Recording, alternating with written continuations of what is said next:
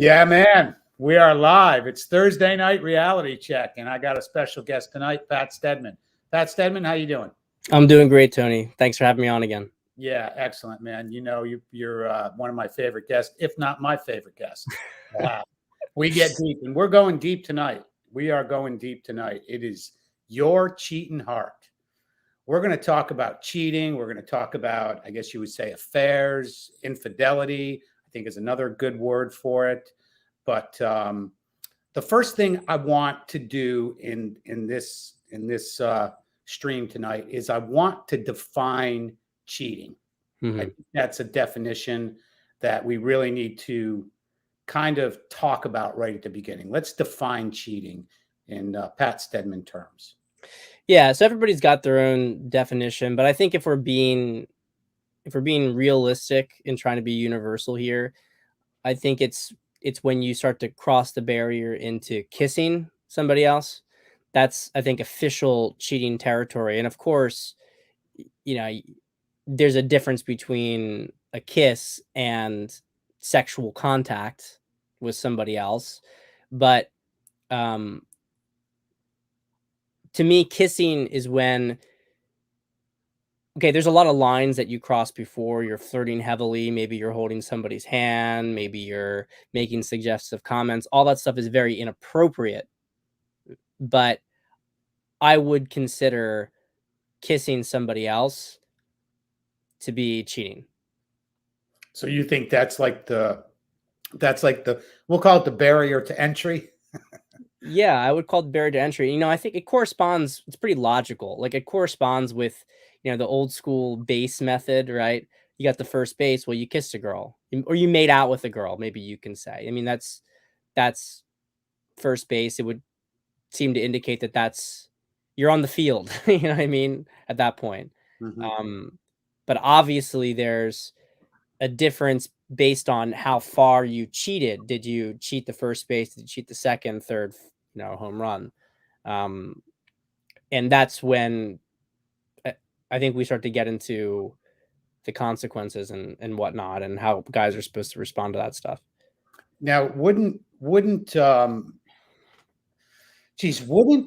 most people say, like, especially now with texting or say a phone call, wouldn't that kind of implicate it?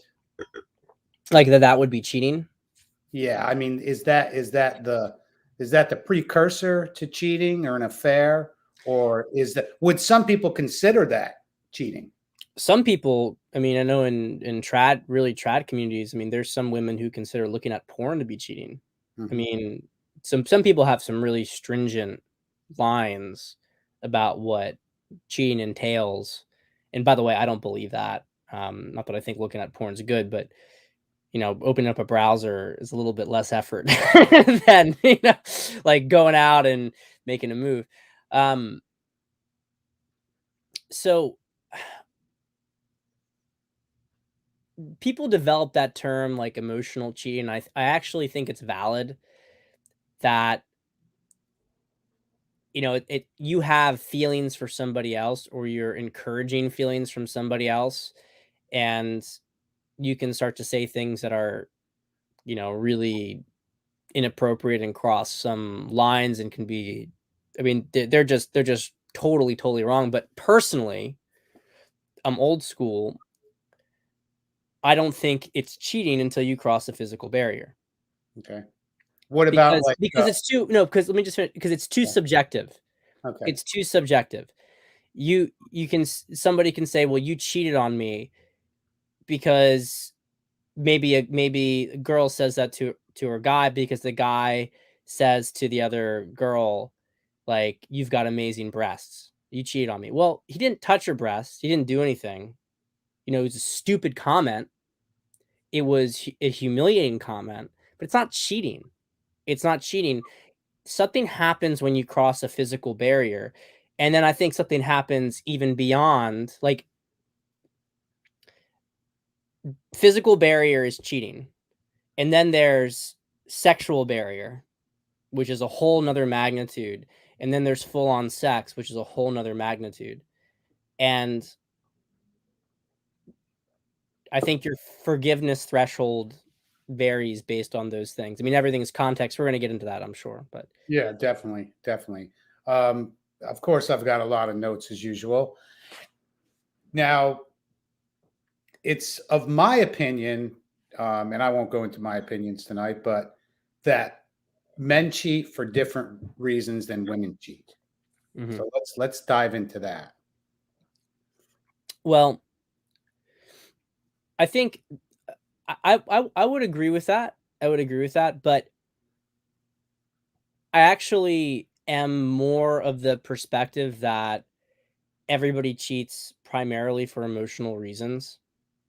I do believe that there is a higher propensity of men to cheat just simply because of sex Mhm, and to have it not mean anything. I mhm, think women can do that too, but men are much more likely to do it. But I don't see that as more than maybe 20% of cheating with men, and I'll get into why that is. And actually, that even might be too high. It really depends where you want to draw the line. Guys really, I mean, guys obviously want sex. You know, it's a physiological, demand. Um, but sex is very wrapped up in emotion for men. It's wrapped up in emotion differently than it is for women, but men get a tremendous amount of validation from sex. So the guys who are at such maybe like a high level of not demanding validation, but they have such a super high sex drive that they're in a situation, a girl throws themselves at him, or he decides he just needs to get laid, so he goes out and fucks a girl. I mean, that stuff certainly happens. And I think it happens predominantly in maybe a long distance kind of dynamic. But your average guy in that situation is going to feel compelled to cheat because that woman who's offering sex is offering him something he's not getting back at home. mhm, And so he's feeling that he's not valued. Maybe he's feeling emasculated because maybe his woman, they've been together, she's turning down sex a lot. And he goes out and this, you know, attractive woman is making him feel like he's a man again. That's an emotional quality there. Now you can say that he's starved of sex and that will amplify it for sure, but fundamentally there's an emotional reason for it to happen. So I think that the transactional sort of I just need to get laid stuff is a lot smaller a proportion than is commonly indicated. yeah. So when I say that women cheat for different reasons, I'm kind of under the I will say the thought process that women cheat more to cause harm. That's kind of what I think. In other words, Mm, to to really like to show like her man, whether it be a husband or boyfriend, that just to kind of prove a point. mhm. You follow me? That's very profound, Tony, actually. I hadn't thought of it in that way before, eh, but you're totally right. Men cheat because they, putting aside, okay, you have that subset that just do it for physical reasons, but most of them cheat because they don't feel maybe appreciated, but Mhm, they don't want, how do I put it? A woman might cheat because she doesn't feel appreciated, but her reasons for it are different. Like there's more of a attraction element to it, and it's more a punishment on the guy. Like you weren't worthy, mhm. so I'm gonna go off and I'm gonna do this. You weren't worthy. That's when most women cheat. It very much is that. And look, a lot of guys are gonna get triggered by the statement probably, but women cheat very often as like a cry for help. You know, the guy is being such a bitch, but she has, assuming it's not just asset related, there's part of her, if she really wanted out, she'd just leave. You know, why would she stay in and cheat? Okay, maybe a lot of her life is wrapped up in the relationship.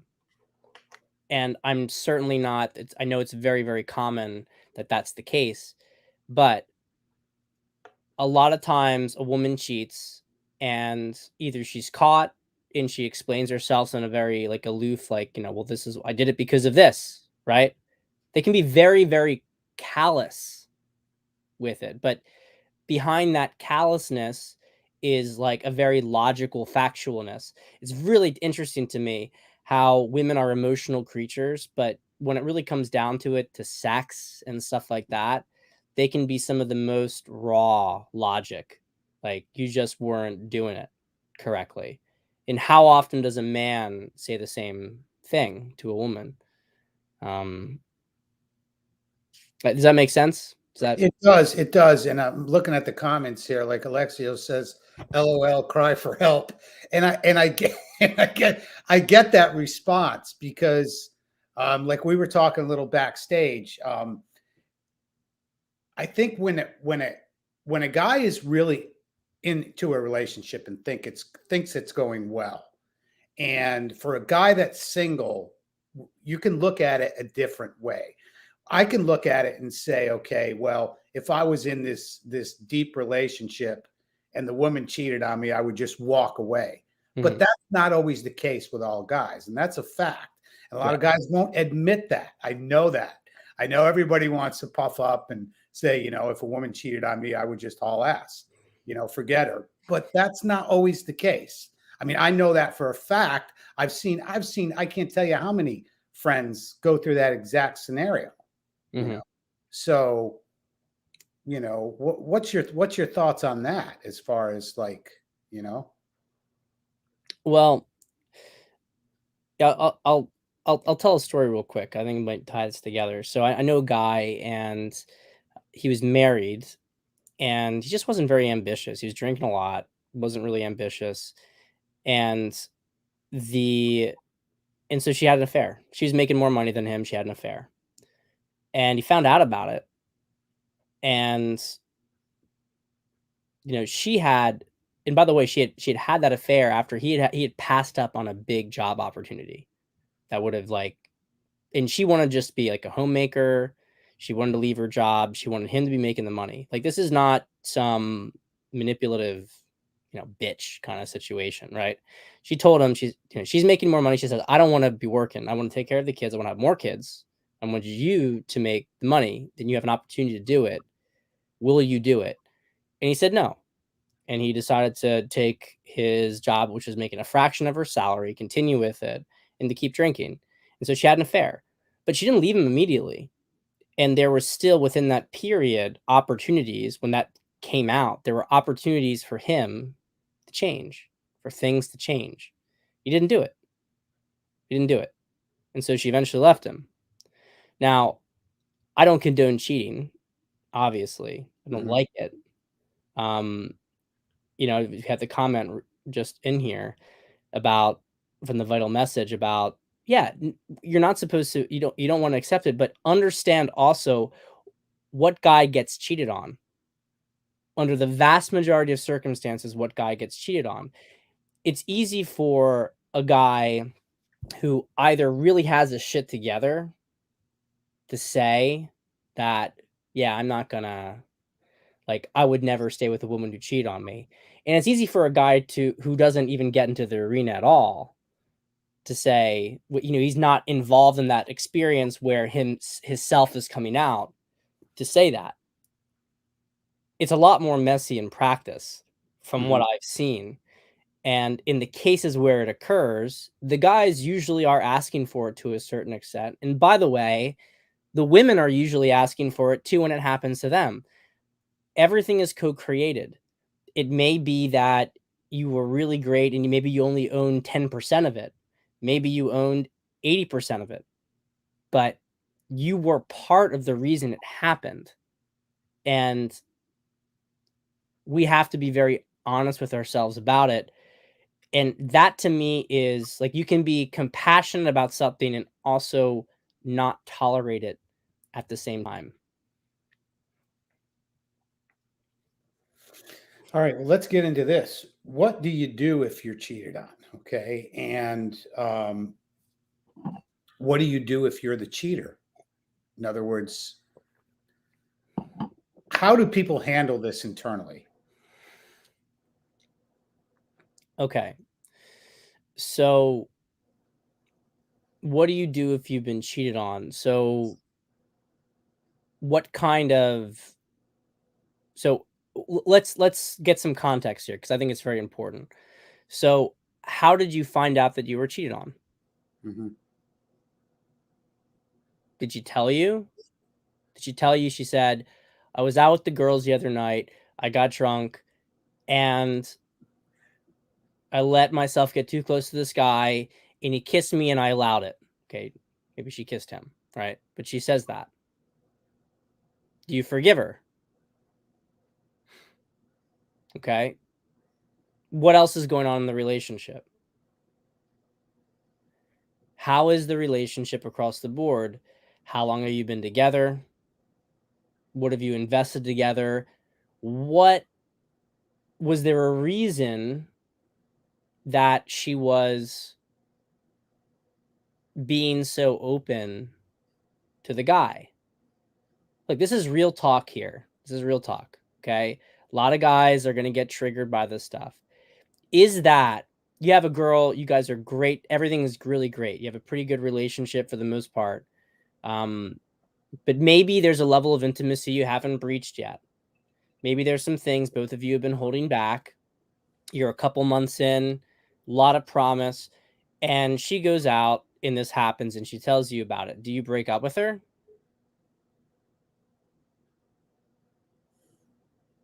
I don't personally think you're a cuck for not breaking up with her. Mhm. Now, I haven't experienced that situation, but if you're very quick, any guy here who's like, "Oh yeah, of course I break up with her." You're obviously not dealing in the real world. You're obviously not allowing yourself to get close to women because it gets a little bit more complicated when emotions are involved, when there's other things going on. This is what I talk about when we see these certain lines. Now, are you with a girl and she's pretending to be really special and then she goes out for a weekend with the girls and she fucks another guy and you find out about it because you find a picture of it on her phone?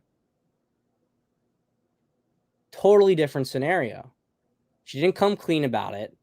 She went way further than the first example, and she's leading a second life. That's an automatic breakup. There's absolutely no way that you can stay with a girl like that Mhm.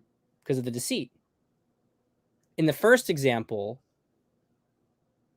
there was a poor error of judgment. A line was crossed, but was there something that could be learned from it? Did that happen because of something else going on that could be that there was a level of connection that wasn't there? She was honest about it with you. She didn't hide it. She took the risk on herself to tell you, knowing that she could lose you. What is that worth? And that's Yeah. why, So, that's so why you're those questions saying are is context, why would she tell you? I mean, that's what I'm kind of seeing from this. Well, the reason she tell you is because she actually wants you. And so in that state, she may have felt weak and so she did it. And because she's a good person, she didn't want to carry that on her. And because she respected you enough to tell you it. And believe it or not, girls will do that. They will do it. Especially in a situation where, maybe there are other people around, she has maybe the awareness that it could get back to you. So she takes the first step in doing it. But there's situations, I mean, I've worked with client situations where a girl would not be with necessarily friends who would have it pass on, and maybe they don't say it immediately, but there were some problems in the relationship. Things start to get shifted, And then she has a moment. She's like, I have to tell you something. And then she tells them that. And sometimes it's actually a little bit further. Sometimes it's like, we did some stuff together. We start to get into much more of a gray area at that point, right? But the point is that it's a very, very different situation. And for me personally, and I want to emphasize for all the people who are I've never dealt with this. I've never dealt with it on a personal level, where I had to make this kind of choice. But in a theoretical sense, putting myself in the situation, to me, the honesty is very, very important. It's very, very important. And I told my wife from the very beginning, if you ever cheated on me, like if you ever slept with somebody else, I would break up with you. But I would want to know, and I would forgive you. I totally wouldn't hold it against you if you did it. Because to me, it's like I understand people are human. I don't obviously want to be with somebody who I couldn't trust in that capacity, but the honesty would matter a lot to me. I don't know if I could continue with them at that point, but I'd still want to know. But I wouldn't hate them. I really wouldn't hate them. That's just where I'm at. I wouldn't hate them for it. I've seen too much. Like I've just seen way too much about how people are to be. I don't want to be around people who are doing that kind of stuff, but I know what kind of shit brings people to that point. And with the exception of some really damaged, like borderline girls, I understand in many relationships why this stuff kind of happens. Like the girl's either immature, she's really messed up, but a lot of times it's just because the guy he's missing all the signals. It's building and building and building towards that point. So, I mean, personally for me, like if I know, and this is my opinion on this. And there's we know of a guy in the manosphere umbrella that I'm not going to say his name, but he went on a podcast and said that his wife cheated on him. Now, I'm being straight up. I've liked the guy, but I've never looked at him the same. yeah, I haven't, and it just totally skewed my, I don't want to say my opinion of him, but it's like, it's like sometimes you want to say to somebody, man up kind of thing. And I don't even like that term, but it's like, come on. No, I mean, it's a lack of boundaries in the situation. And, I'm looking at some of the guys in the chat. They don't really understand the distinction of being able to say, yeah, I'm not going to be with you anymore, but I'm not going to spend the next 5 years on red pill forums hammering out how much I hate women as a result of the situation. They can't understand the distinction between those two things. Having a boundary with a woman and okay, you cheat on me, we're done. Obviously something was going on in the relationship. It's not reconcilable at this point. So we're finished. But especially if there's kids in the picture, like, can we depart on good terms? There's a level of respect in telling the other person that you did it. Even if there's an acknowledgement at the end, there's a level of respect involved with that. And I don't know, I personally would rather be respected. I'd rather that you're not being respected when you're cheated on, but you know what I mean? That at least that consolation.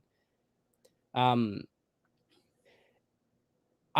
at the same time, I do understand some people, certain relationships are different with that stuff.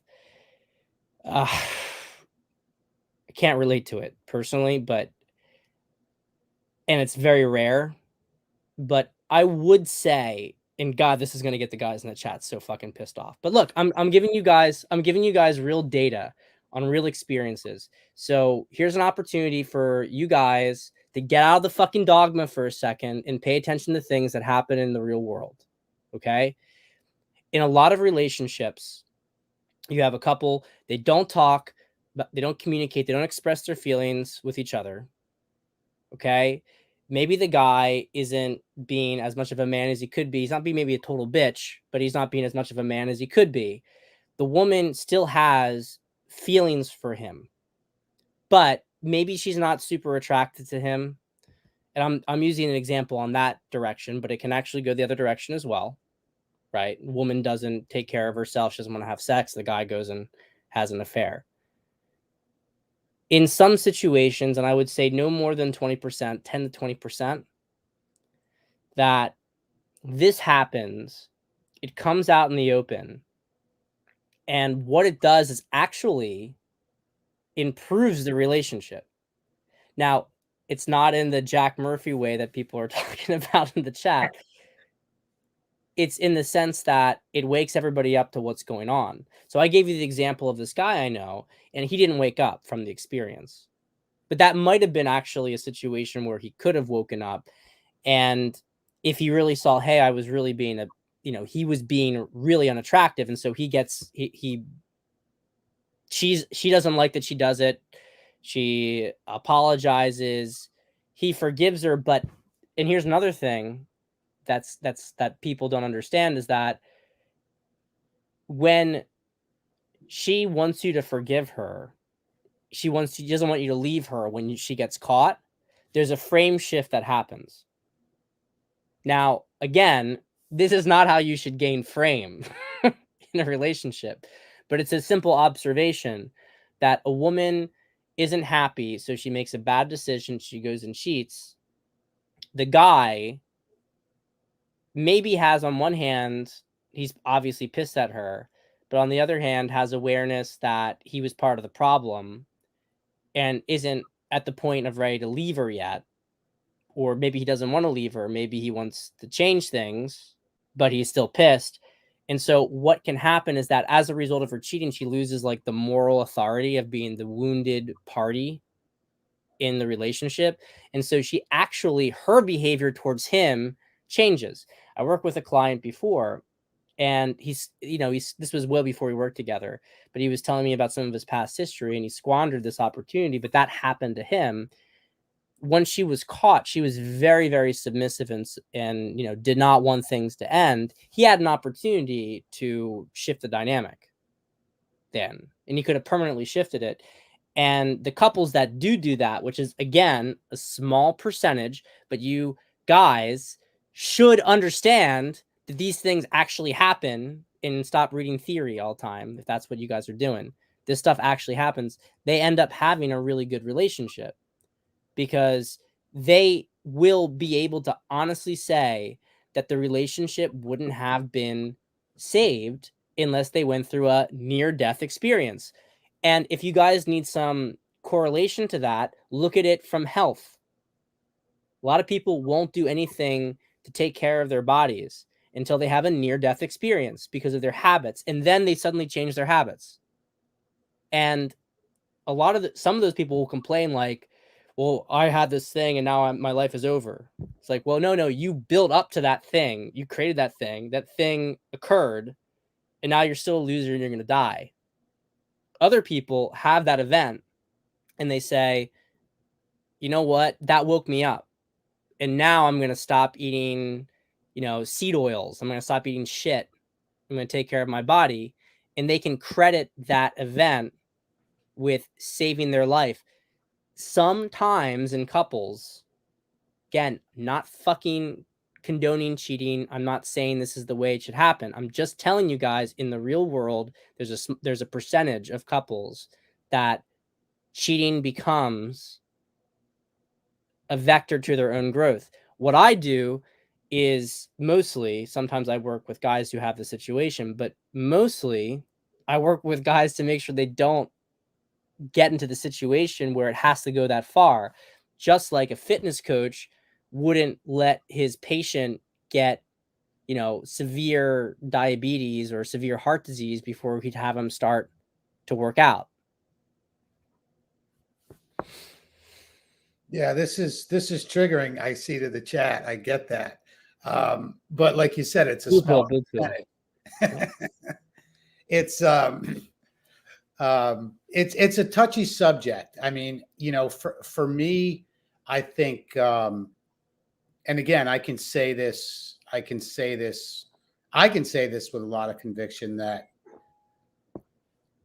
when let's say a guy's going through this, what you have to understand as another guy is that he's feeling what he's feeling right now, and there's nothing you can say.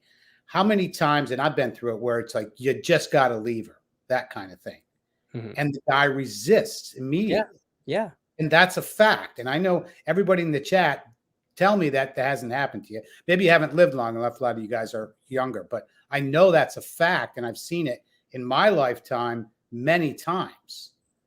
And I think there's a process that everybody has to go through. And I think if one of your friends get cheated on or something like that, we're going to go over the woman's side too. But you have to kind of stick with him at first. You really have to do that. You just can't, you know, everybody wants to say, you know, just leave her, you know, pack your shit and go, or, you know, kick her out of the fucking house. But a lot of times there's more to it than that. That's, you know, and I've seen that personally, like I said. Well, yeah. So let me take a different context here, because people are getting super triggered because we're talking about one context, and there's a lot of like both parties still have strong feelings for each other, and they want to work through it. And by the way, if you haven't been in a relationship for like 20 years or whatever, you're probably not going to be going through something like that. Um,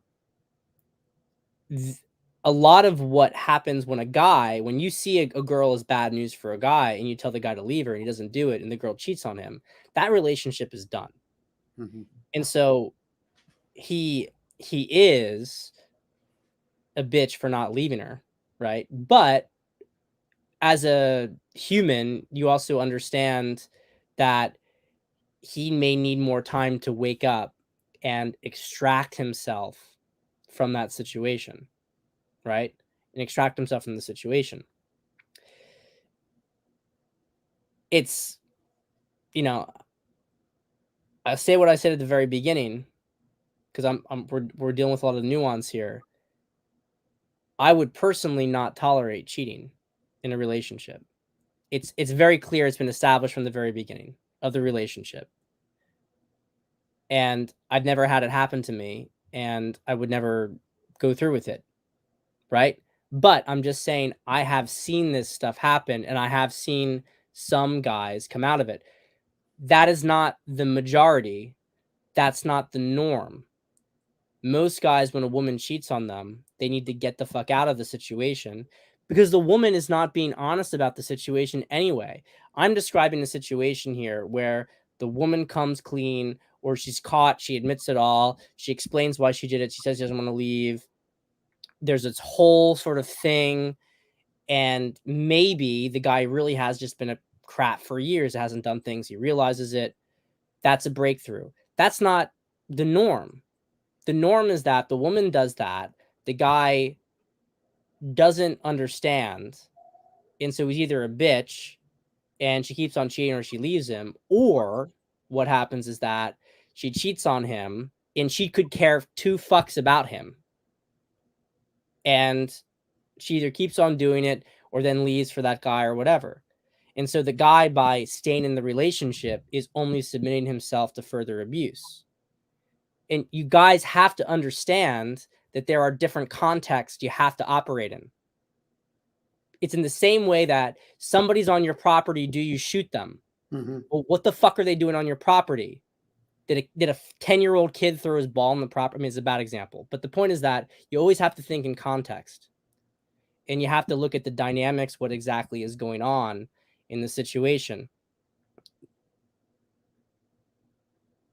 You can't accept bad behavior from a woman. You can't accept allowing yourself to be degraded and humiliated by a woman. The question is simply, how much is actually there left in the relationship by the time she cheats? Right? How much is there? How much gas is left there? A lot of guys are so completely clueless And the woman herself may even be clueless. There's 10% of the time, but it happens. It's happened. I've seen it. I've seen it. I've seen these relationships, and it is pretty crazy. But 9 out of 10 times, you gotta, you know, the guy's got to get the fuck out of there as fast as possible. It's just the way it is.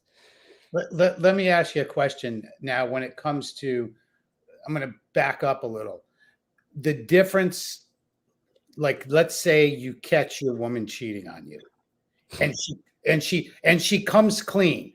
Okay. Well, she comes clean, right? I mean, you can't. Well, exactly. That's not, now, of course she is. Not all, but most of the time it's going to be like, once you're busted, it's like, you know, that whole, you know, I'm busted. Now I'll go ahead and give you my reasons why.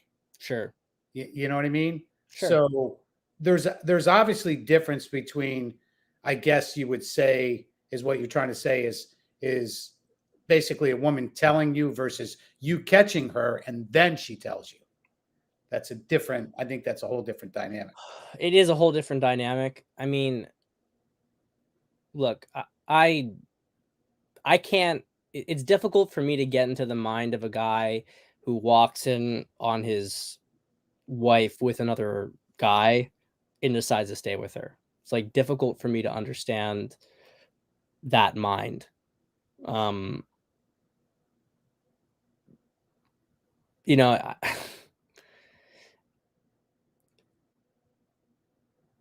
to me, the biggest thing about it is I want to make sure I explain this correctly. Looking at the chat, absolutely. Yeah, no, I agree. I mean, that's not coming clean. It's getting exposed. It's not coming clean. I mean, I just look. When a woman is with another guy, when you're with her, then it's like she's not your woman anymore. And so it's almost as if the entire relationship has to be renegotiated. If you've been somebody who's married, you have multiple kids, this happens, it's been a long time deterioration. I'm just saying that because I've seen this in real time, if the woman is really open to, she's apologetic, she wants to save the marriage, then the guy, if he chooses, and that's the guy's choice, to take a cost benefits analysis of what is it to leave, what does he leave, what does he have to gain, then that guy might be able to actually create a good relationship. And maybe he goes off first and he hooks up with some girls. And maybe he evens the score. And then they build from there. And that's a pretty common thing, frankly. Usually when that happens, the guy needs to go out and even the score. And then they can reestablish something. But again, I want to say this for like the 10th time at this point. This is, I don't want to get hung up on it, frankly, but this isn't a really common experience. 9 out of 10 times when a woman cheats on a man, it's over. You got to understand it's over. You should have understood it was over before she cheated, because it was over, and you got to leave her. Okay. These are exceptions to the rule. They're not the norm. And, you know, like people said in the chat, she's been exposed. She's not going to tell you most of the time. She's not going to, unless she really, I mentioned the thing that she tells you because she's not going to tell you unless she really wanted to stay with you. You still have a decision to make, but she's not going to tell you if she, you know, if she doesn't want to be a part of it, then she's not going to tell you that she cheated on you. She's just going to keep cheating on you, or she's going to bury that event. And that's why what is worse in some ways than the physical cheating is the deception, because the deception is 100% no exceptions. Like you're done. And I think any guy who's in that kind of thing should really pay attention to that, should be aware of that. So, all right, I've got it. Like I said, I got a lot of notes here. sometimes, and this is going to trigger the chat for sure, is it best not to know?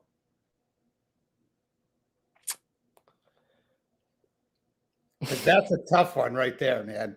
Like I said, I've been taking notes for like a week. Do you see what I'm saying? I think some guys would say, I've had guys say that to me. I know. I wish I've never known. I would have been better off. I mean, I'm not saying it's right. I'm just saying. No, I know. Yeah. The chat's gonna lose their shit. I mean, about this stuff. These are just these questions. My fundamental answer is no. I mean, I don't. I think if you don't know, you're not better off. Okay. It's always better off to know. It's always better off to know. I mean, I'll give an example though of some things that some couples do with oversharing. You know, if people are more of like an anxious attachment style, I've seen some relationships and they will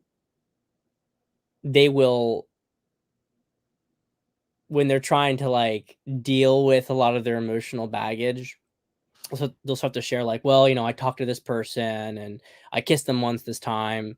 And you know, one time I did this and one time, you know, they overshare stuff. I gave this you know, video what I think the line is. And I think anytime you cross the line, honesty needs to be given. I think if you maybe did something inappropriate, that you have to, and I don't actually know that this is a full on, let me put it this way. I'm open to disagreement on this one, but if you said something you shouldn't have said to a girl, do you have to go and then you realize like, fuck, I shouldn't have said that. That wasn't right. Do you have to go and tell your significant other? Is that better for the significant other? I don't know. I don't know in every case it is. Here's one thing when it comes to, and I think this is the argument that you are probably considering, Tony, which is like the ethics of admission to certain things. And this is an argument people have made. And I think it's really interesting. I don't know that I personally agree with it, but that telling somebody what you did is putting a burden on them. And so you're actually absolving your own conscience by telling them, by admitting it. And that's more selfish than if you had not told them. And I think that's like, I guess, a really gray area. It's like, at what point is the disrespect ephemeral versus at what point is it like a legitimate thing? So that's like the cheating line, right?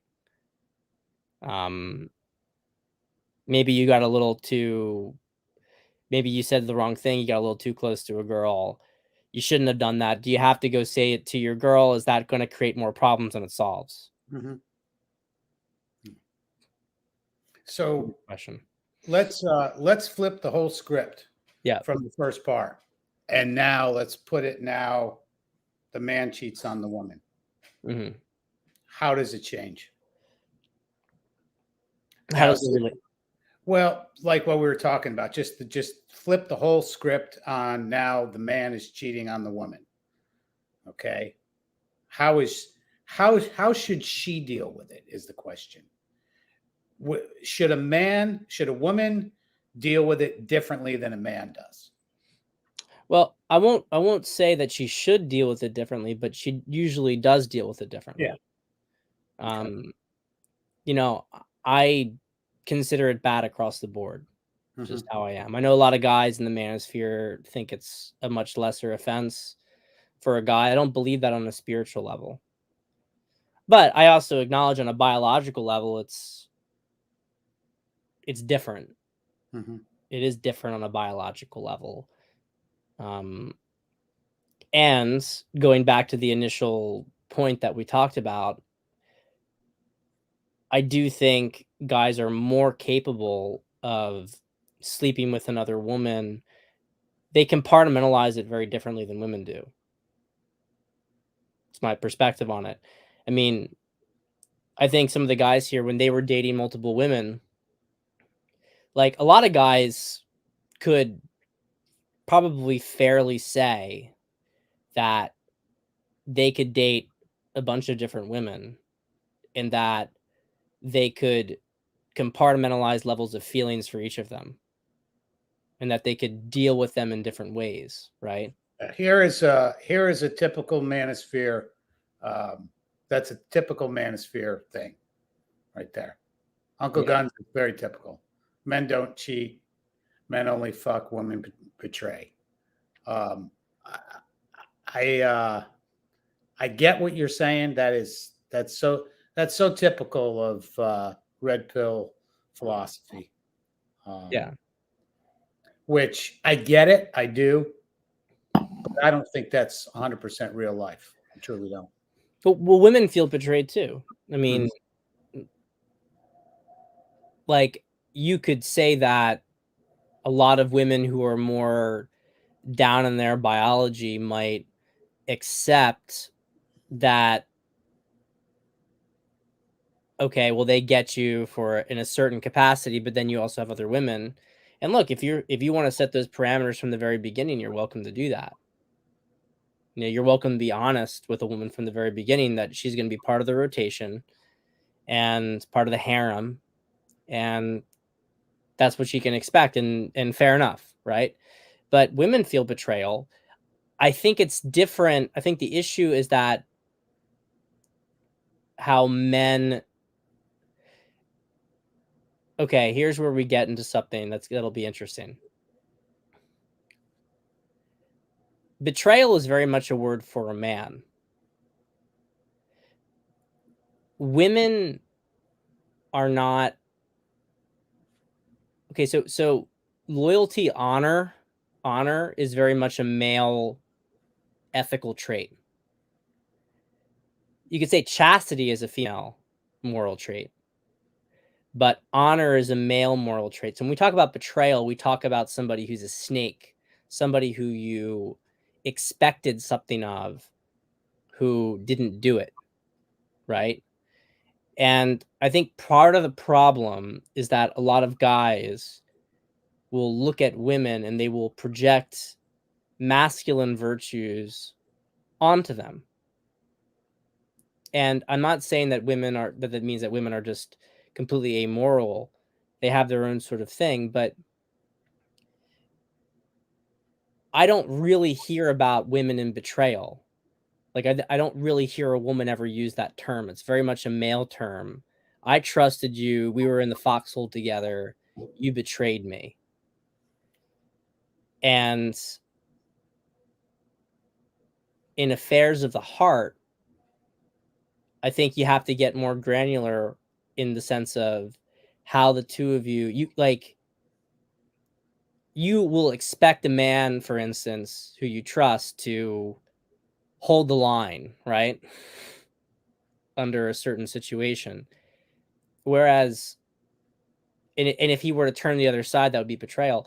But a woman, you wouldn't expect her to do that, or you shouldn't expect her to do that. Not to say you wouldn't expect her to be loyal, but it's like a different kind of loyalty than I think I don't want to get into the weeds with the semantics here, but when I see betrayal, it's like a woman betrayed me. Like, well, what kind of, it sounds like you were looking at her to act as a man when I see that. Like, women are very predictable in what they're going to respond to, and not all women are going to cheat when their hypergamy, so to speak, is violated, but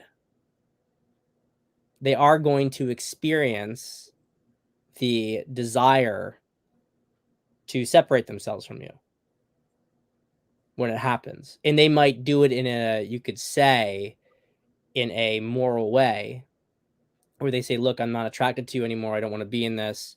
I could have done this. I didn't do it. But I don't know. I'm curious. I'm curious, like in the chat, and I'll call out some of the chat. I have no problem with some of that. this stuff is retarded, honestly. These guys, like retarded people in here.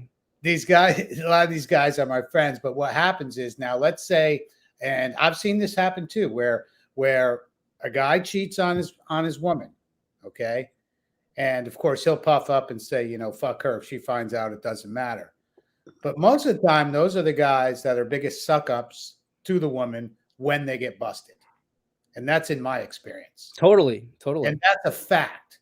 Again, we can say what you want in the chat, but I've lived 59 years on this earth and I've seen a whole lot. And that's a fact, is that when a guy gets caught cheating, a lot of guys will do anything they can to keep that woman that he cheated on. This is a great thing here, Tony, and this is a good way to move into this. So why do people cheat to begin with? Mm-hmm. The two halves of attraction are desire and comfort. Now, a lot of the game guys think it's only desire, but it's desire and comfort. They both matter. There's a certain sequence you might want to lead with, right? But they both matter.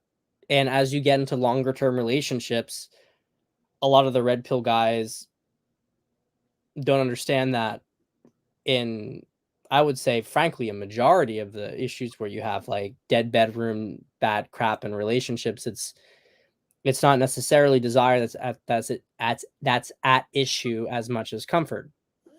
But let me pause you here. Guns, relax, will you? Stop being a retard. All right, relax. Okay? Guns, I wasn't talking about you. Actually, I wasn't talking about you. I mean, come on. If you can't handle the word retard, then you're on the wrong platform. But look, you guys are in here saying, Pat says no, you can't just say no, you ruin your chance with the beautiful princess. No, you autist, no. I mean, this is retarded. Like, sorry, Alexia, it's a retarded statement. Like, I know you're probably just shitposting, and, I see some funny things in here you're also saying, which is fair enough. But, like, I'm trying to help you guys to be... I'm trying to help you guys to see another perspective here. I'm not telling you guys to be fucking simps. I'm not telling you, like, what have I said fundamentally here? I've said I would not accept it. I would say I don't think you should accept it. And I would say 90% of situations don't call on you to accept it. I'm giving you guys the 10% because if you don't think about the 10%, then you can really get yourself into some messy situations. And maybe I'm talking to a different cat boy. He's pretty funny, actually. Cat boy enthusiast. That's pretty funny, actually. I'm trying to give you guys a broader perspective on these things because the real world is messy. It's complicated. Love is complicated. Your most alpha guy, as Tony's saying, will cheat on his girl and he'll act like it's no big deal. And then he gets caught and he does not want that girl to leave him. And he's desperate for her not to leave him because guys and women, men and women, both want desire and comfort. And unfortunately, in a lot of relationships, they only get one of those two things. So, and this is one of the reasons why, we always hear this thing that affairs almost never become full-on relationships. So like you can be in a marriage and you have a mistress and maybe over time you start to fall more and more for your mistress. But if you marry your mistress, everything gets fucked up. So you have to ask yourself, why is that? Because actually the mistress and the wife were both giving different things. And you see this in a lot of cultures, Madonna whore complex. I'm not singling out a specific ethnic group. I'm just telling you my experience. When I was living in Morocco, a lot of the Arab guys there would talk about how, Moroccan women were perfect. They were pure, and Western women were total sluts. And, and they would be like, literally, this is back in like the internet cafe days, and they'd be fucking jerking off and they'd be talking about this stuff about like Western women. They had this idea that their local women had no sexual impulse and they were totally pure and they were just going to have children and they'd be great. And meanwhile, they could go fuck the sluts on the side. Now, a lot of guys in the manosphere actually think that that's totally okay and normal, but I'm telling you, it's no different than a woman who decides she wants to be with a beta bucks and fuck some bad boy retard on the side who doesn't have anything going for him, who just, whatever, is good in bed or treats her like shit and gives her that spark. A healthy relationship has both elements. It has both elements to it. And so even this big alpha, he can talk a good game to his friends. He can go off with his sexual girl, but emotionally, he's very tied to the comfort his wife gives. And so if he loses that, he loses his anchor. And then you know what happens? This is why the mistress thing doesn't work out, is that then if he puts any of that energy towards the mistress, she gets repelled from him.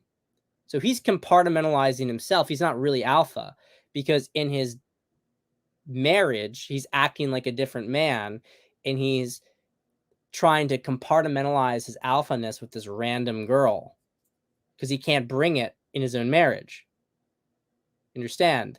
This is the validation aspect of sex that I was talking about at the very beginning, the emotionality. The reason that guys cheat, it's emotional. And they love sex, and they want women to be very sexual with them.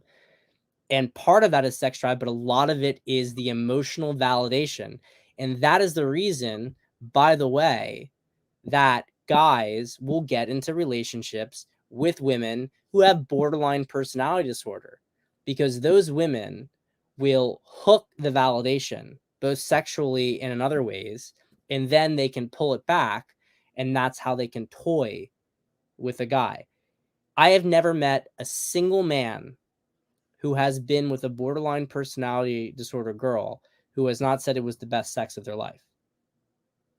Never met it. I mean, up there at least. And yet they would never say they wanted to repeat it because it's super compartmentalized. Mm-hmm. Alexio, yeah, Michael Foster is coming on here shortly. So just you guys sit tight. And yeah, so Foster's going to be coming on shortly, just so you know. But yeah, so I had, so I've seen the relationships fail where I've seen it both ways. I've seen men and women cheat on their husband, their wife, their boyfriend, their girlfriend, then get in a relationship with the person that they cheated on. Yeah. And I'm going to say 9 out of 10 times, even 99 out of 100, it doesn't work. It never works. I have used like the planet analogy, and you kind of look at, I mean, it's just kind of nerdy, but you look at planets and they have a gravitational sort of, like they're all in this sort of gravitational alignment. You might be like, you and this other thing might be rotating around each other, but you take this other object, this other planet out of the picture, and everything just flies apart. It never works out. And that's why, I don't usually work in these capacities, but when I see guys do this stuff, I'm like, take it, understand what it is that you're involved in. It's the reason that it's a historical thing for a man to have a wife and a mistress is because there is a certain, I would say, resignation that a lot of guys have that you just can't get both from a woman. And so you have to get one for the other. And so you have the situation where the Madonna, the wife, well, she's like, well, you know what? I don't even care about the whore. He wants to have a mistress. He can have a mistress, but I have the title. My children are going to inherit. I have the status, and she's just some dumb slut. And the mistress says, well, I don't have any of that stuff, but he wants to spend his time with me because I know how to make him feel like a man. And that's, and they hate each other. The Madonna and the whore hate each other, and the guy's in the middle like, oh my God, but I understand it's difficult, but you can get both in a woman. But you have to deal with, when you have a woman who's more on the whore side, you have to bring out more of the Madonna. When you have a woman that's more on the Madonna side, you have to bring out the whore. Otherwise, just in the same way that if you're a guy who's more a provider or more comfort, you don't create as much tension, versus if you're a guy who's really just, self-focused all the time, doing your own shit. There's a balance to this. A healthy relationship exists in the middle of these two extremes. And I would say healthy relationships exist anywhere between 2-to-1 in each direction. Some relationships are healthy 2-to-1 Madonna whore. Others are 2-to-1 whore Madonna. But when you get to the extremes, you end up saying, I can't get in this person. I need somebody else. It's just how it works. All right. I got another question for you. Let's talk about long distance. Long distance relationships, and we'll say men and women with travel jobs. In other words, a lot of traveling. God damn it.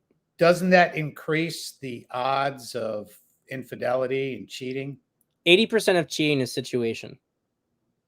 So if you mitigate the situation where someone would cheat, then you've mitigated 80% of where it will happen. So look, human nature is human nature. Unless your relationship is really locked in, and I'll add that it might be tough if you guys are traveling all the time, you're really opening yourself up to risk. Traveling and work trips are notorious. They're just absolutely notorious for sleeping around. I don't say that to make guys paranoid. I say to make guys aware.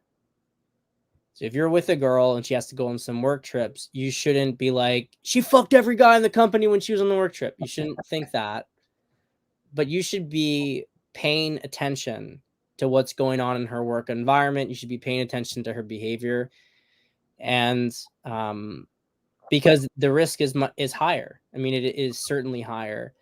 I don't like it. I don't like it as a relationship standard. There's going to be some exceptions. There's going to be some people who understand each other, some couples that understand each other. I don't personally like it. I would not want to be with it. I don't think a work trip or two a year is a big deal, but you have some jobs where people are traveling once a month, maybe more.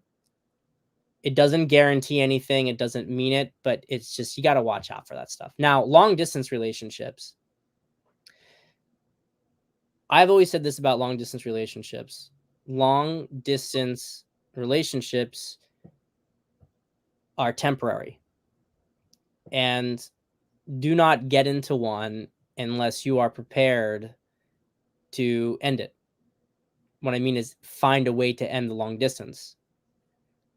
When I hear people saying like, well, we really like each other, but she's going to this place for the next 5 years and I'm going to this place. Like, well, you're just fucking idiot. You're a fucking idiot. Like, get out of the relationship. You guys are going completely different directions. What do you expect is going to happen? It's going to end. It's inevitable. It's going to end. I know of one exception, and it is such an exception that I don't even consider it a data point as an exception. I can't believe it happened. I mean, this is a friend of mine who was with his high school girlfriend for over a decade long distance. I do not understand how they did it. Do not understand it. Long distance needs to have an end date, but I'm okay with long distance in the short term. If there's a point, if there's an end goal in mind, if you say, we're going to be in the same location, we're going to do this for the long term, we're going to get married, we're going to do this for the long term, then long distance makes sense to me, because that's just part of that deeper commitment. But open-ended long distance is just absurdity. It's absurd, my opinion. Yeah, I've told actually a few people that recently, but in the past year, but they pay no attention to me. They got to learn. They got to learn the hard way. Well, that's what I say. So I want to welcome Michael Foster to this.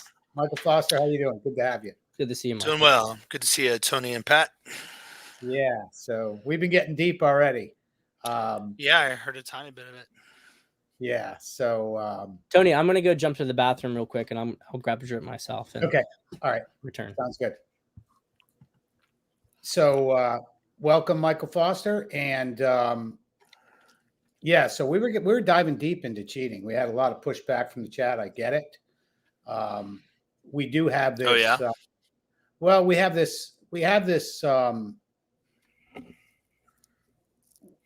masculine bravado in the manosphere, and I get that. You know, I do. I get that. We have a lot of. I call it masculine bravado, and we had talked about, well, if this happened to me, I wouldn't do that. I get that. And Pat was explaining like it's a very rare case to where when the woman cheats, you know, there's a reason. You know what I mean? So the way he explained it, I have to go back. I can't explain it good, but we did get a lot of pushback in the chat, which I like. So, so let's talk about. I know I had talked to you about this before about cheating. Period. Whether it comes to, I don't know if you make a distinction as a pastor. Do you make a distinction between like married or a couple, like boyfriend and girlfriend, when it comes to cheating? Can you make a distinction there? Yeah, I would. Yeah, because in marriage, you have made a vow before God. You made a covenant. You made a vow before a bunch of people. And we just don't care about vows anymore. We don't care about contracts and covenants. People don't respect them at all. And so the whole purpose of a marriage. So here's something that's kind of interesting. So back in, if you do a study of how marriage ceremonies and practice developed, they're not what they are today. They've changed and evolved quite a bit to how we got here. But during the Protestant Reformation, early Protestant Reformation, you had something that was called haystack weddings. So basically, a guy would be at a bar, and this guy would say to this woman, "Hey, I want to marry you, right? You want to marry me?" She said, "Yeah, all right, let's go see the deal in the barn, in the haystack." And they go have sex. And so the vow and the consummation of the relationship was treated as something pretty close, pretty much marriage. Then they would go back, and she's like, "Now we're married." He's like, "I don't know what you're talking about," right? Like deny that he had had sex with this woman, and it became such an issue that a lot of the pastors and magistrates in these, these kind of city states like there were Geneva, Strasbourg, whatever, got really concerned about it. And then there was a lot of bigamy going on because guys during that sort of 1500s, 1600s, there was a lot of moving around Europe just because it was an unstable time. So a guy would get married, in Paris, get persecuted, flee to Geneva without the wife, marry some other woman. So he had two wives now, and they didn't allow for polygamy. So then what would happen is the idea of even rings, the idea of having witnesses at a ceremony, it being officiated by a pastor, and all those things. That those sort of marriage rituals evolved in that kind of late medieval period, going into the Renaissance Reformation period, is where they come from. And the whole point of that is, I almost want to be at a wedding one time where someone, this hasn't happened yet to me, but where the minister or I say, "Does anyone have any reason these two shouldn't be joined?" And someone raise their hand, right? Because the idea is your friends got your back, your community. Yeah. And I think we have to move back to something that's like quasi arranged marriage, long term. And so emphasis on the quasi, because it's like, it used to be that your mom and dad ran interference for you. Like we've let Hollywood pollute our mind. Oh, they don't, everyone's Romeo and Juliet. But a lot of those arranged marriages led to a lot of happier marriages because mom and dad are looking out for each other. Oh, it's just political. It's just economic. That's BS. That's not that's an aspect. But of course, economy is an aspect, right? As how many problems in marriage are around finances and the inability to provide. And so mom and dad are looking out, seeing their early 20 something daughter and looking out for the 30-year-old version of her, looking out for the 40-year-old version that's going to want a a stable household and someone that can take care of them and whatever. And so we're going to have to move back to where our community is a little more deeply involved. But I'd like to see someone say that in a marriage. And then I'd also like someone to hold someone to their vows. And Emily and I, we hit some hard times in our marriage. There wasn't infidelity or anything, but we did remind each other when we were considering divorce that we had taken vows before God. And we really are Christians. We really have been washed by the blood. We believe in God. We all will stand before him. We'll have to answer for our every word, thought, and deed. And that was a motive, one of the many motives in working things out. We still loved each other. We just fought like cats and dogs. We're just young and stupid and working through things. So a guy that has made that vow to a woman, or a woman that's made that vow to a guy, said you and you alone, sickness and death, all that stuff, and she breaks that, that is not equal in my mind to a boyfriend and girlfriend thing, which at its nature is conditional commitment, right? Not that a marriage isn't a conditional commitment. There is a condition, but the condition is you and you alone, sickness and death, rich or poor, where a boyfriend-girlfriend relationship is the assumption in most cases is that it's temporary nowadays, right? And what we really have is kind of serial monogamy in a lot of relationships where they just hook up with one person for a time and then they hook up with another person for a time and whatever. So I wouldn't want to treat that level of cheating as the same. I don't think it is. Is it a violation of trust? It is, but to be fair, did you even communicate that it's an exclusive relationship? It's funny. We're backing into marriage. We're backing into marriage. All these guys that whine about cheating when their girlfriend cheats on them, I got to tell you, my compassion and mercy is kind of, it's conditional too. Okay. Right. It's conditional. Oh, they shouldn't cheat. Like, I don't understand. Like, why shouldn't they cheat? What's your moral grounding? What's your worldview? Where do you get your morality from? Why do you keep talking about right and wrong? Where does right and wrong come from? Where do you even have some of this stuff? Especially these people that everything's evolution. Everything's evolution. Like, cheat all you want, right? Why wouldn't you? If you're just a high level animal, We're just bonobos. yeah. If you're just bonobos, you're just lions. You just got to spread your seed, and you'll hear that crap from some of these, these anon, these guys on Twitter that we all know that the majority of them are just half copywriters that copy other people, and they really don't. But I don't have as much mercy for those guys as I do for the guys that did commit to a woman and did try to be faithful, because two of the big myths are men are sexual hounds that can't control themselves, and that women have no sexual desires that need to be met. Right? Those are two huge myths. Men need intimacy. One reason a man is so offended by a woman responding to him like with starfish sex, where she just lays there, is because he feels like he's raping her. Yeah. Yeah. He feels like he's violating her. He feels like she doesn't want it, and he wants her to want him. Right? So it's the lack of intimacy. He wants passion, no doubt about it. Right? He heats up really easy. But he wants it to be intimate. And a guy that says, yeah, I'm committed to you and you alone, and tries to keep it in that relationship. I know a lot of guys that avoid pornography. Like, even if it does come into their life, it's rare. It's not like a daily, weekly sort of problem, even monthly. And I think these guys, then this woman who they give their, a woman does give her youthful beauty away and to a man, and a man gives his strength, and that's good. That's natural. But a woman can get pretty antsy when that beauty starts to fail, and if she starts to see some of her peers with husbands that are higher status and kind of moving up in the world, they can do some crazy things, and the church won't hear it. It's starting to, slowly but surely. Yeah. Because it's such an epidemic right now. Out of It's necessity. Out of necessity. out Yeah. of this, they're being forced into saying, all right, this is actually a decent guy. I think this woman's crazy. But then they've acted like, well, yeah, in extreme cases, they think of that woman, but now they got 5 of those women. Right? Like it's getting harder and harder to explain it away.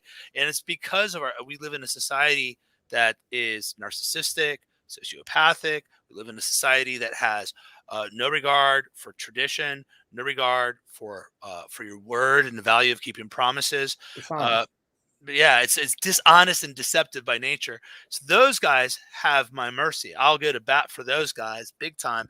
And I know a lot of good Christian men. I'll tell you a really extreme story. I know a homeschool girl. I don't know her personally. I know who she is because of a pastoral associate somewhere in the United States relayed this whole thing to me, and we talked about what was going on. Basically, this girl marries this guy, nice Christian guy, and I don't mean nice as a pejorative here, just like a kind, decent dude, not ugly, not fat, works his butt off, whatever. Still young. They're like both like 20, 22, somewhere in that area. And the girl is homeschooled her entire life, church her whole life, active parents. As they investigated the parents, they could not find like any sexual abuse in her past. They couldn't. The marriage of the mom and dad seemed to be strong, right? All these things, and yet within the first 3 or 4 months of being married to this guy, she had sex with 3 different men, and one of them for money, right? One of them for a couple $100, and this is in the conservative of the conservative side of the church, the side of the church I move in, and so and this pastor, a very good man, was like, "How common is this?" Because he knows that I'm plugged into it, and I said, "Man, it is way more common than anyone wants to admit."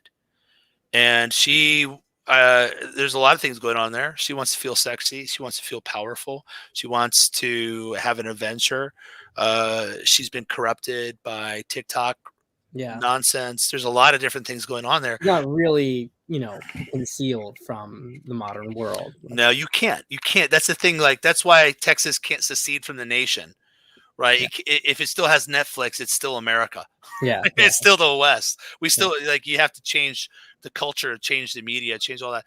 And so, but that's what we can't. This is everywhere. It is everywhere, and it's not just men. And now that makes people think, why get married then, right? And then you back into kind of the black pill side of things in the MGTOW world. And everyone, I think, on this, all of us here have a lot of compassion and understand how they get there. And I don't mind that a man goes his own way. I don't at all. Just don't cry about it all the time. And let other men, if other men decide they want to get married, I mean, that's the way they want to go. So don't talk them down. So those are just some introductory thoughts on it. Yeah, Pat, just so you know, the first question I asked Michael was, I don't know if you heard it while you're away, but is there a difference between cheating when you're married versus boyfriend-girlfriend type relationship? I don't know if you want to. I heard the tail end of what Michael said with that. It's actually one of those things that I've changed my position on in the last year and a half, probably. What is actually being a boyfriend and girlfriend at the end of the day? What level? I think that there's been this sort of weird middle ground where people weren't getting married, but then they were trying to enforce the same level of commitment on being boyfriend girlfriend. Then I'll tell you, one of the catalyst moments for me to really think about this was a client who met this girl and they had a really strong connection, but she was in a relationship, and they, and we were cautious not to like violate anything too much here, because you can kind of spoil what you might get at the end of the day. But it was very apparent that the guy she was with was not moving things forward in any meaningful way. He had all sorts of, I mean, from what I understand, he was like, addicted to porn, video game, a lot of common stuff, and really just wasn't showing up. And my client was. And so then you have this situation, this moral code. Well, can he make a move? Is he allowed to make a move? Is it dishonorable for him to make a move? And I had to be challenged with my normal conventional thought, which was that, you shouldn't get involved with a woman who is in a relationship. But then I was thinking about it. I'm like, well, they're not married. And where is this going? And why shouldn't he make his move? I mean, it's kind of like saying, you're buying a house and you say that, well, I talked to the realtor. Well, you didn't buy the fucking house. So engagements may be under contract, but, it's still not sold. And fast forward, what happened? She dumped her boyfriend. They're married. They have a son today. So was that wrong? Was it wrong for that to occur? I got a lot of flack when I justified it. When I said it was correct for him to proceed because he had stronger intentions for her and her own happiness than the guy she was with. I think, of course, you could try to extend that logic into a marriage, but as Michael said, there's different contractual obligations that are involved with things. It's not to say that it's completely immutable, but I'll be personal here, because Michael was being really honest about stuff that he was going through at a certain point in his marriage. And by the way, if you haven't been married, then don't comment on it, because you're so exposed to yourself through a marriage that it's very alchemical. You're going to change quite a bit in the course of it. And you're going to go through periods where you're going to go like this because you're burning through a lot of your BS. I'm not sure that if I hadn't been married to my wife, because we got married very fast, I'm not sure if we hadn't done that, if we would have made it through that. And thank fucking God we were married, because if we hadn't done that, we would have missed out on where we're at right now, which is really beautiful and such a deeper layer of connection than before. So, yeah, I mean, I was married. I had probably the easiest divorce and whatever you want to call it of anybody. We just sat down one night and then said it ain't working out, and basically get out of my house in 2 weeks. Yeah. But it was actually pretty painless, pretty simple. And I'll say that definitely toward the end, I was only married for a couple of years. I wasn't faithful at all, and in any way, shape, or form. I mean, I just wasn't. Yeah. I knew it was over. Mm-hmm. Or it was before we said it was over. Yeah. So I definitely wasn't faithful. We'll say the last quarter. And that's a fact, but I knew it was done, and so did she. So I don't think it didn't affect the final score. Let's just say the whole game. Sure. But painless, no big deal. Mm-hmm. In fact, it's almost so painless, I feel like I was never married. If that makes any sense. Like it's a part. How long were you married for? Like 2 years. Yeah. And then it was just it just went downhill after that. And the funny part is that the sex part never left. Sure. That never left. But it was just a connection that was not there. It was gone. It was over. Mm-hmm. But just totally painless. Didn't cost me a lot of money. Got to keep my house that I paid for, and it's been good. Have you read? I don't have one of those horrible divorce stories. I just don't. I don't have one. So. Have you read Esther Perel, Pat? She's the Argentinian woman. She's like Belgian, I think, but she sounds Oh Argentina. no. Yeah. Yeah, she's actually in my notes. That was one of my. She's I think a psychotherapist, if I'm Yeah. correct. Yeah, a sex therapist and family therapist, and she has a really I think the #1 TED Talk on. She wrote a book called "Mating in Captivity." A great Yeah. title, by the way. And then the state of affairs, and she looks at why people cheat, and it's not like actually people in happy marriages will cheat and not fully understand why they did it initially because of subconscious reasons, and that would, based on the counseling I've done, that would uh, play out in several ones I can think of. But I've been working through her stuff lately, kind of thinking through this because I'm prepping for a book on marriage. I'm glad you mentioned that because one of my notes is from one of her things that I watched this week, and it's about how how when somebody cheats on you, they I'm trying to think how she put this. Reduce the other person. Okay, does that make sense? That's kind of what she said. Um, let me see if I have it right here.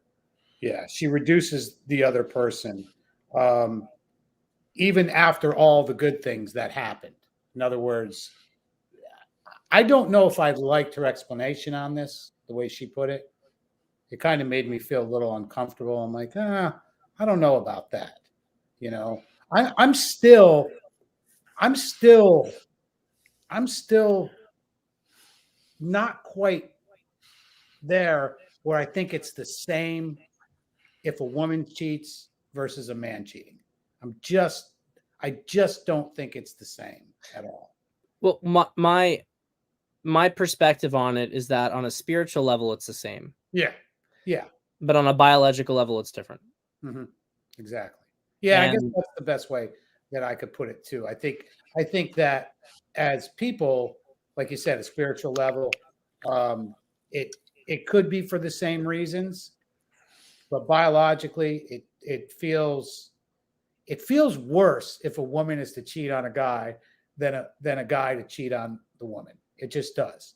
And that maybe that's the male perspective, but I think that's maybe the perspective of even if you were talking to an honest woman, I I would say that the chances of a marriage or a relationship staying together if the guy cheated is greater than the relationship staying together if the woman cheated.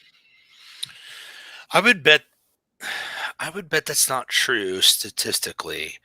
Mhm. Here's like well, first off, your logic. I understand the boat where both Mhm. y'all coming from, and there is, I think, the height of male sexual sin seems to be personified in unnatural acts in Mhm. scripture, like bestiality or homosexuality. Mhm. Where with women, it kind of reaches its height in whoredom, right? Mhm. Multiple partners, Betty Martin, in particular, when she is a married woman, in particular. That's like, and so I think there's some obvious reasons you can think there why it's consequence or so consequential. But I have seen men willing to stay with the woman that's cheated on them. I would say most Christian men I've run into have been willing to do that. So I think there's two levels there. There's a sort of effeminacy, right? That like that's been beat into him. That anytime a woman does something wrong, it's his fault. So I make a distinction between responsibility and fault. I say a man's responsible for everything that happens at his house, Hmm. right? So if your wife cheats on you, you're responsible for it. But what I mean by that, you're responsible to deal with it.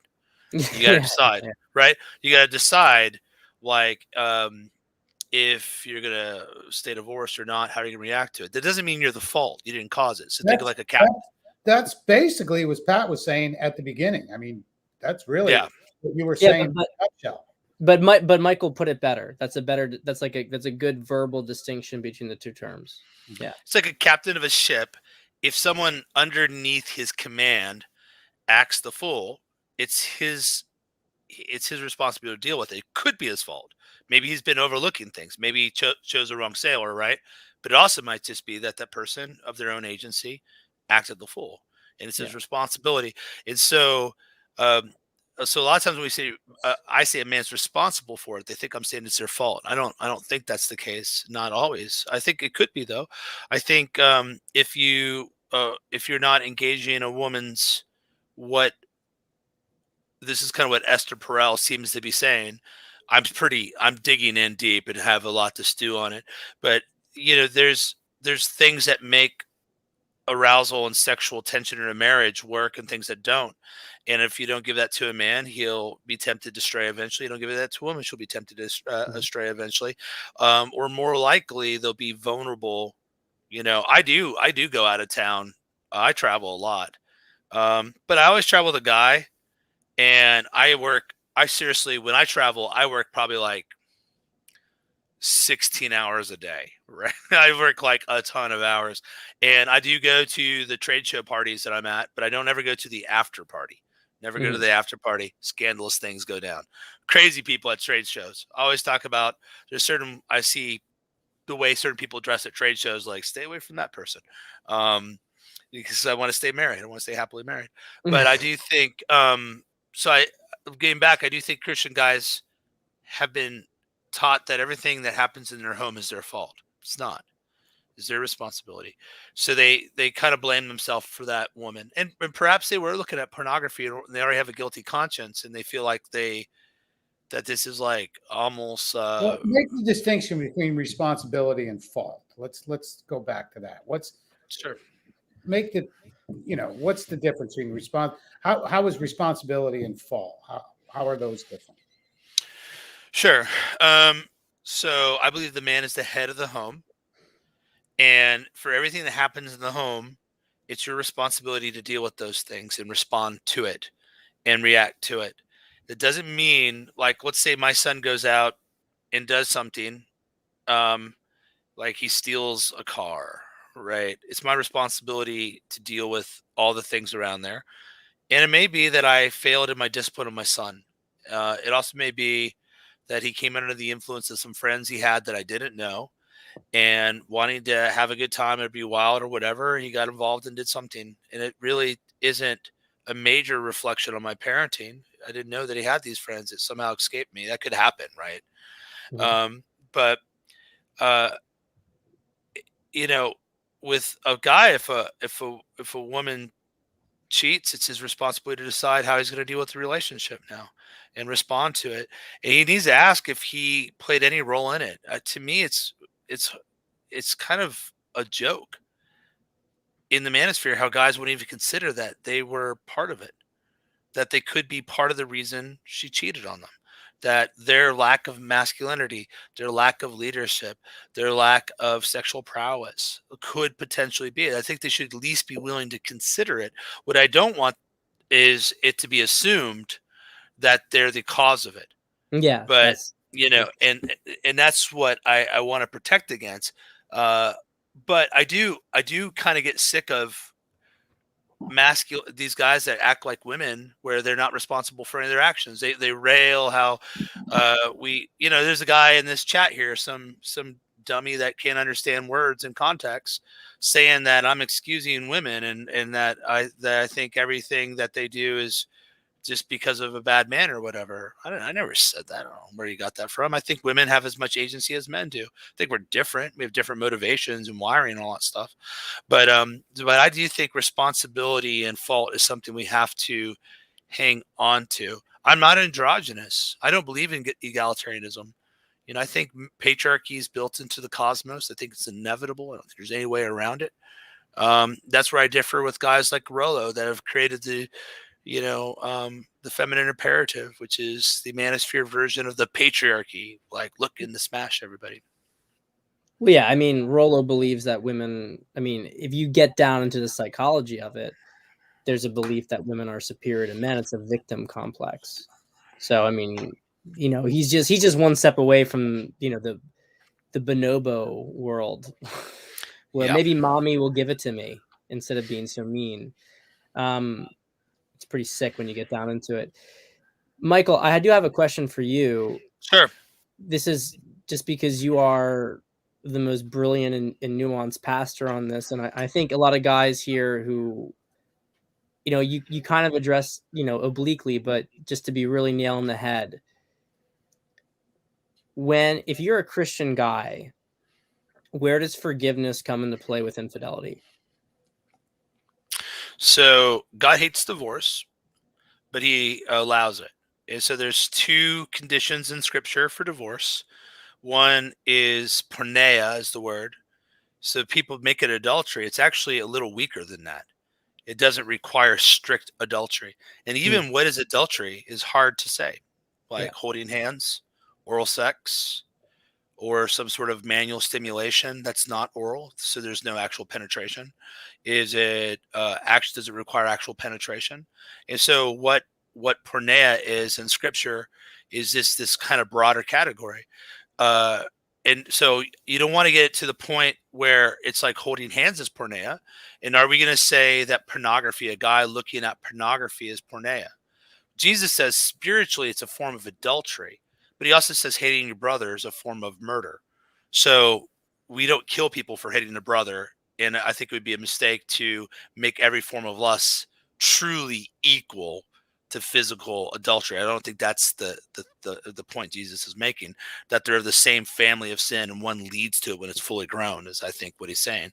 And so porneia would be the grounds for divorce. And it's not required that a man divorces his wife or a wife divorces her husband if they commit porneia. But it's there. It's there because sometimes even if you have to be willing to forgive repentant people. Forgiveness doesn't mean that the covenant isn't broken and you have to stay in it. In other words, it may be like, I can't do this. Like, you violated my trust. You slept with my best friend, or you slept with this other dude that is this big fat slob. I don't even get it. I don't understand. Or you did all these terrible things. And, you know, and I can't resolve this. I can forgive you. And I don't want you to be destroyed. Like, I don't want you to hell or whatever, but I don't want to stay married to you. And that's one of the grounds. And I think so, even forgiveness, like let's say you see these Christians forgive someone that murdered their family member. Well, that's a different thing. That's forgiving them doesn't mean that absolves them of the crime, right? It says, I forgive you that you did it. I'm glad that you repent. Now you have to go face God. This is how things work. Right. You have to go pay the time. You're gonna go face God. I hope you have his forgiveness. Right. So then the other condition would be abandonment. And that comes in scripture if a unbelieving spouse won't stay in the relationship or they functionally abandon you. So let's just say you marry a woman and she runs off. You don't even know if she is having porneia or not, but she's ran off and she's not there anymore. The problem is in Christian marriages now, they try to turn abandonment. So you have women saying a guy looked at porn, therefore I can divorce him. He cheated on me. You see a lot of that now. And then you have a lot of women that'll say, this guy is not emotionally available to me and he doesn't hear me out. He's abandoned me relationally. But so this becomes a little complicated. Like what is actual abandonment? So I'd say abandonment is any sustained period of not fulfilling the most basic parts of a covenant, right? Like, so I would say if a woman refuses to have sex with her husband for an extended period of time, she has abandoned him in a very significant way. And he actually has, vice versa with the guy too, like he actually has a cause for divorce, right? Part of the benefits of marriage is the sexual relationship. And if she won't do that, she has abandoned that. I'd say that it's funny. You go back to like the Reformation, and there's elders like commanding. There's this one favorite. This is how nerdy I get on this stuff. I actually have records. I have the records that they took from elders meetings in Calvin's Geneva. It's called a consistory. So it's like written in cursive, and I have to look really hard to read it. And it's their records of what they told people. And one of them was they're telling this guy, look, your wife's saying you guys won't have sex. You have to have sex with her. If you don't do it, you know, she could divorce you, or we could put you under church discipline. I was just like, oh, this is fascinating to read this, you know. But so what I would say is, like, as Christians, I'm called to forgive people. I mean, at the heart of religion is Jesus forgiving a bunch of sinners, right? He came to die for us while we're still ungodly, while we're his enemies. But forgiveness doesn't mean that that takes away the responsibility of a violation of any sort of covenant, and you're free to leave it. And I think there are times as a pastor where you do recommend a man or a woman divorce another one. There are times people get mad, but it's not. It's something that I try not to do. I try to lay out as many options and thoughts and considerations and walk them through it. Um, and it depends on whether or not have kids, right? There's a lot of things that play into all this stuff. It's a mess right now. It's context. It's context and all these But things. do you think that, like, and I'm going to use the context too of a woman cheating on her husband. Do you think the guy can say we're going to stay together for the children? I think that's lame. Well, what I would say is what I tell them as a past. So you see certain kind of thresholds where divorces happen. So you're really common, Tony, like between year 1 and 3 is one threshold. Then there seems to be another threshold right about year 8 to 10. And then the next major threshold is after the kids start to leave high school, or the last one does. And the reason for that last one's really easy to understand, is that the kids basically became the focal point of the marriage and not the relationship. And so now that the kids are moving out, the marriage has no purpose anymore. It falls apart. And that's why you have to keep a friendship and a sexual relationship with your wife. You have to have a greater mission than your children. So no, I would not think that would be the only reason to stay together. I think that can be a component in it, but that's the only reason. That's good. That's just delaying the inevitable, right? It's going to lead, and it's not what's going to be good for the kids either. But I do think the growing up in broken homes is part of what's gotten us into the mess that we're in. This is where effeminate men and brash women come from. Boys and girls need a mom and dad, right? Now you can go through the remarriage process and have a mom and dad that way, where it's in a stable home, but that is also tricky too. And our problem is, there's a lot of problems here, but no fault divorces, integrated workplace where women really don't need men financially.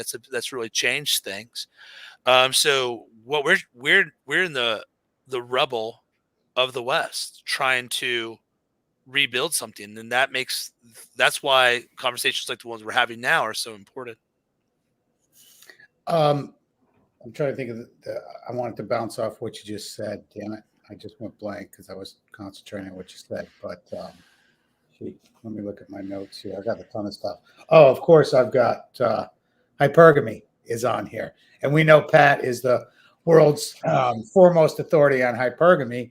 How does hypergamy actually play into cheating? And I'll go to Pat on this one. Well, what I've said about this is that the misconception that I think a lot of the red pill has. Okay, so hypergamy is a natural female instinct. And it's actually a really good question, is why is it villainized? Is it actually bad? Is it actually bad that women want men who have higher levels of fitness and success? Is, if you're a biological determinalist, if you're a materialist, like a lot of these guys are, well, in what sense would this be bad for the species, that women would be selective, that they would only pick the best men? Okay, this is a biological mechanism, though, that all women have. Men have their own, of preferring women who are young and fertile. And I'm sorry if the red pill has ignored the slew of stories of women who got older and their man cheated on them with the secretary, or the younger girl they met. That's pretty brutal for the woman. And, I'm not just understand that ruthlessness has no gender, that it can be pretty brutal on both sides. Okay. But the fundamental point here, hypergamy, All women have it. Every woman has it. Not every woman exercises it the same way. So there are some women, and if they've suffered, let's say, a certain amount of trauma, attachment issues, sometimes you can't even predict it on those basis. You know, the story that Michael mentioned earlier comes to mind. They may simply decide that they will go for a different guy. And it's not always necessarily because the guy's higher status, if they're just looking for sex. But to simplify things, there is a lot of women, if they're in a relationship and they are engaged with a guy who's of a higher tier and they have an opportunity to do it, they might actually do it. They might actually go for that guy. Women will usually try to see how secure that potential jump is, which is why we have the term brand swinging, right? But not all women are going to cheat with that. Some women will cheat off the bat. Some women will feel it out. Other women will resist it, but then project frustration into their relationship or their marriage, where they get pissed off that their man isn't competing with it. And they're not going to cheat, or they won't cheat at least immediately. And a lot of these women, if it gets frustrating enough, they'll leave. So what people have to understand is hypergamy is a biological instinct, which is not necessarily bad, but is not always exercised in the same way based on the woman. And so it really comes down to morality based on a woman's going to respond, because we are not simply animals. Really, we aren't simply animals. Some people are much closer to animals than others, but we do have this spiritual transcendent quality. And the more that that's tapped into, you have to calibrate that based on actual behavior, because otherwise, as a man, if you saw an attractive woman and she gave you some eye contact, would you go and sleep with her right then? If you wouldn't go and sleep with her right then, if you were in a serious relationship or you were married, then you have to consider the same impulse in your woman. Would you, let's not be just dogmatic here is the point I'm trying to make. Michael Foster, any thoughts on hypergamy? I mean, it's undeniable. The problem is with the manospheres that they turn it into the ordering principle of all things, right? That's their problem. And it's like when the guy gets a new hammer, everything's a nail, right? And so everything's hypergamy. And you see this in the red pill guys. It's kind of annoying because you always have kind of like the freshman class coming in, and they took their first course on hypergamy, and you get them like ragging on you on Twitter or sending you messages lecturing you on how you're part of the feminine imperative and a blue pill. You're just Purple like, pill, blue pill, right? yeah, you just let them kind of, some of them will sort through it, some of them won't. But I think hypergamy is part of God's design, and here's how I would explain it. So in scripture, God makes man and woman. He makes the man first, and he makes the man to cultivate and keep the garden. People think that garden is like, corn and crops and stuff. It was actually a temple garden. So when you think of ancient temples, they have like these beautiful gardens, whatever. So it's Levitical language. So he was keeping like this massive temple that was on this mountain.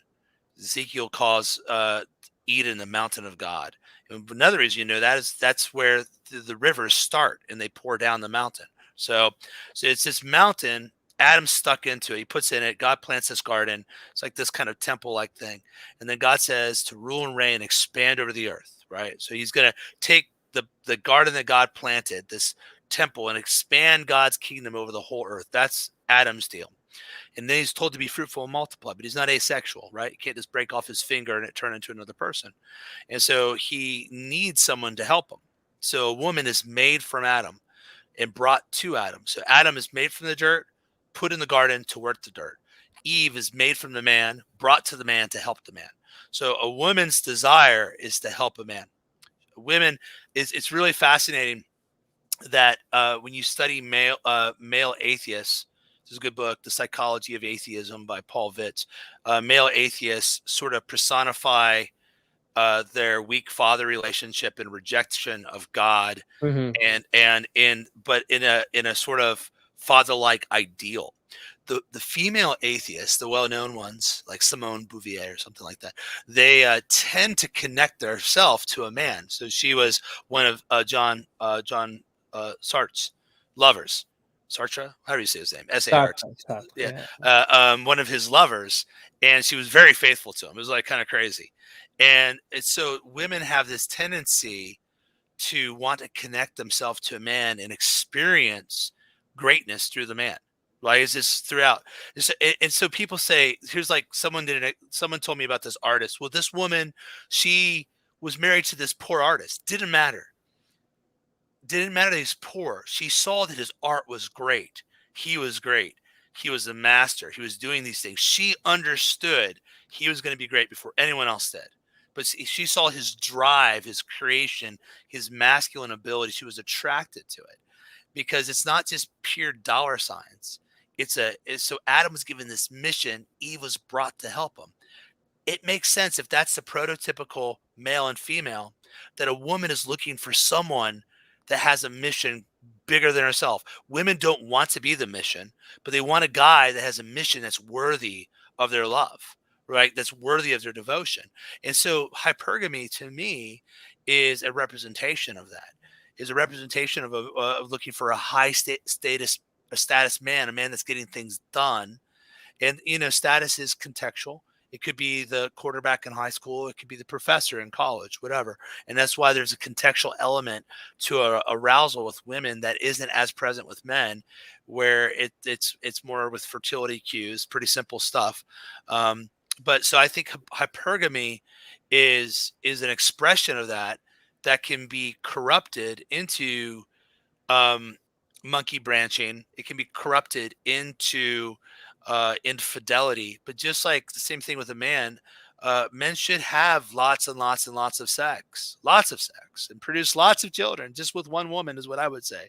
And so I would say the man's desire to be have lots of sex is a gift from God as well, but it needs to be channeled into the marriage relationship or it spins out into chaos. And so I look at our natural desires and I read them through the lens of God's creation and how sin might twist something. And so I think hypergamy is undeniable for anyone that has eyes to see.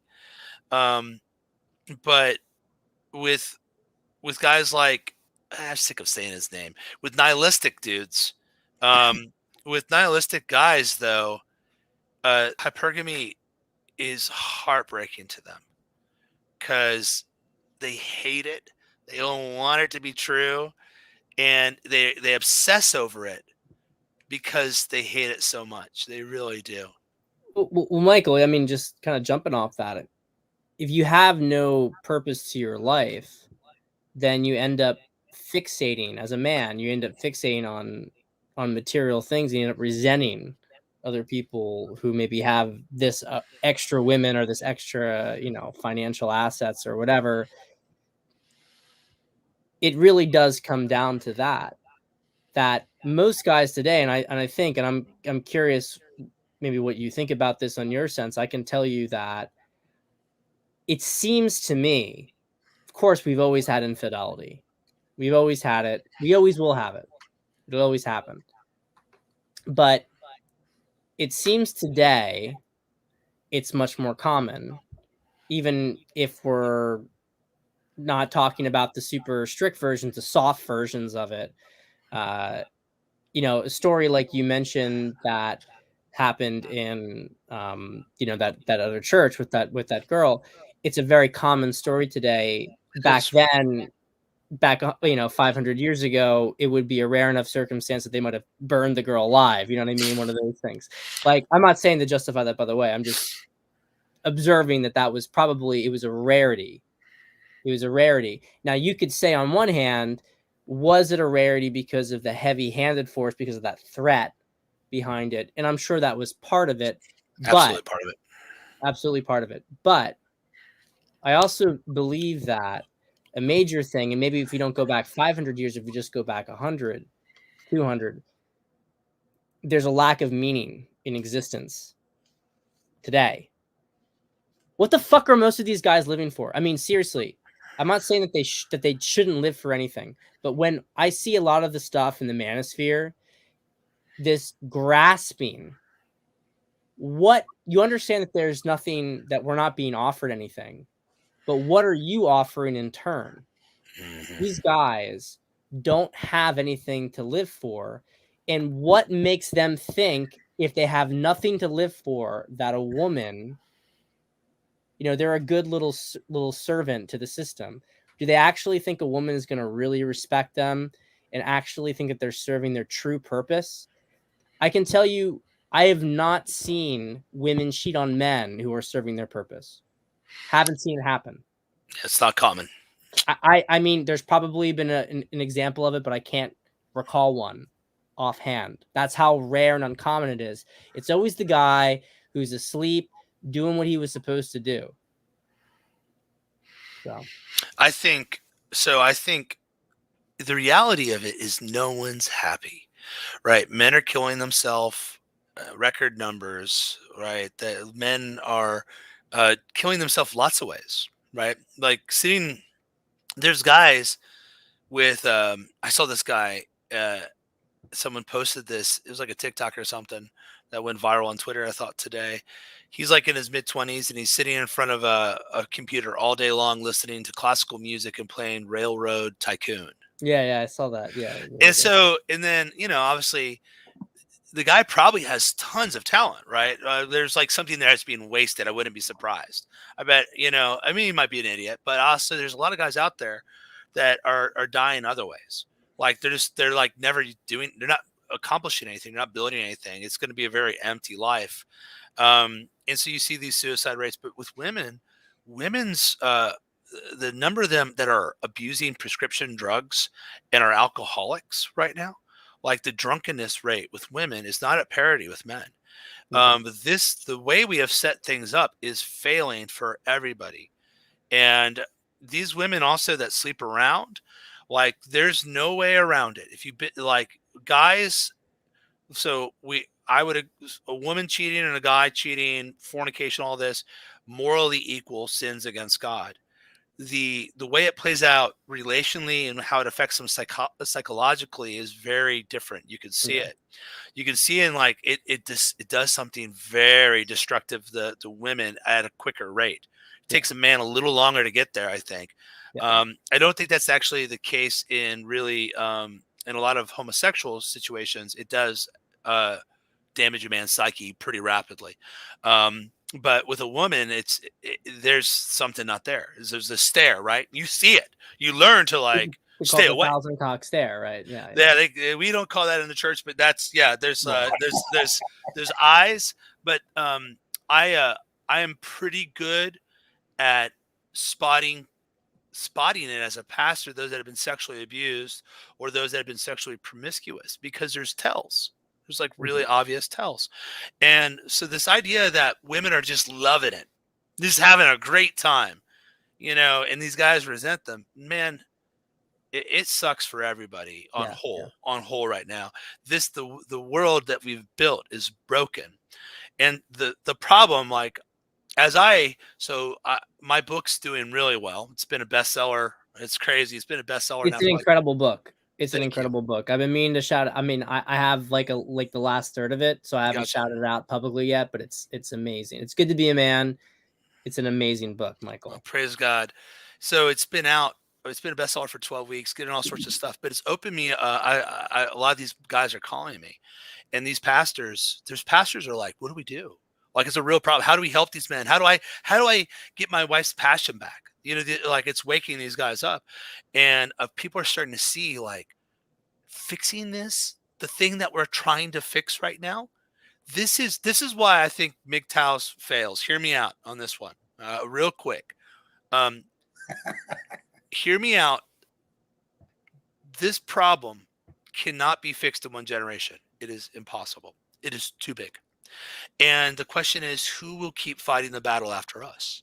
Yeah. Well, it's my sons. If I raise them right, if I build a community, if we do it like by God's mercy, my boys and my girls will pick this up. And we have to build communities. Like, how else are we going to? You can't. The legal change that needs to happen. You know, it's this idea that all society will fall and then we'll rebuild, and that's just such a common cop out sort of passive thing. And I'm not here to shame the MGTOW guys. You got to make your decisions. You got to deal with all that stuff. But I'm just telling you that things are so bad that this is going to take, we didn't get here overnight, right? This like the way this goes back at least 150, 170 years where we're at, so. Yeah. Yeah. I got a question we'll start with Pat on this one. To the chat, I have a special guest that's going to come in. Lux Maximus. I'm just kidding. I don't know if you guys are familiar with him, but I've been listening to a little bit of his stuff at work, and I have to make sure my customer isn't around. But okay, it's quite a take on life. There's definitely some satire there, but it's quite funny, and I don't even know what to think. But I would love, if he's watching by any chance, I would love to have him on this channel one night. I think it would just be a riot. So, Pat, check out Lux Maximus on YouTube. Michael Foster. It's a good name. Don't check out Lux Max. Michael Foster. Don't check out Lux Maximus. All right. Duly noted. Anyways, it's Alexio. That's funny because I was listening to one and I saw he answered one of your questions in his symposium. So, but anyways, my question to you guys, I'll start with Pat, is do you think cheating, infidelity, affairs, because of social media, Instagram, all these dating apps, do you think it's more prevalent now, or has it just come out of the closet, say, versus 50 years ago, 60 years ago, 70 years ago?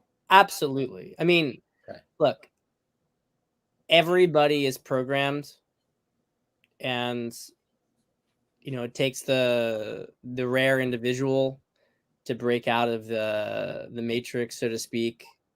But we're being totally blunt here. Women are far less likely to do it than men.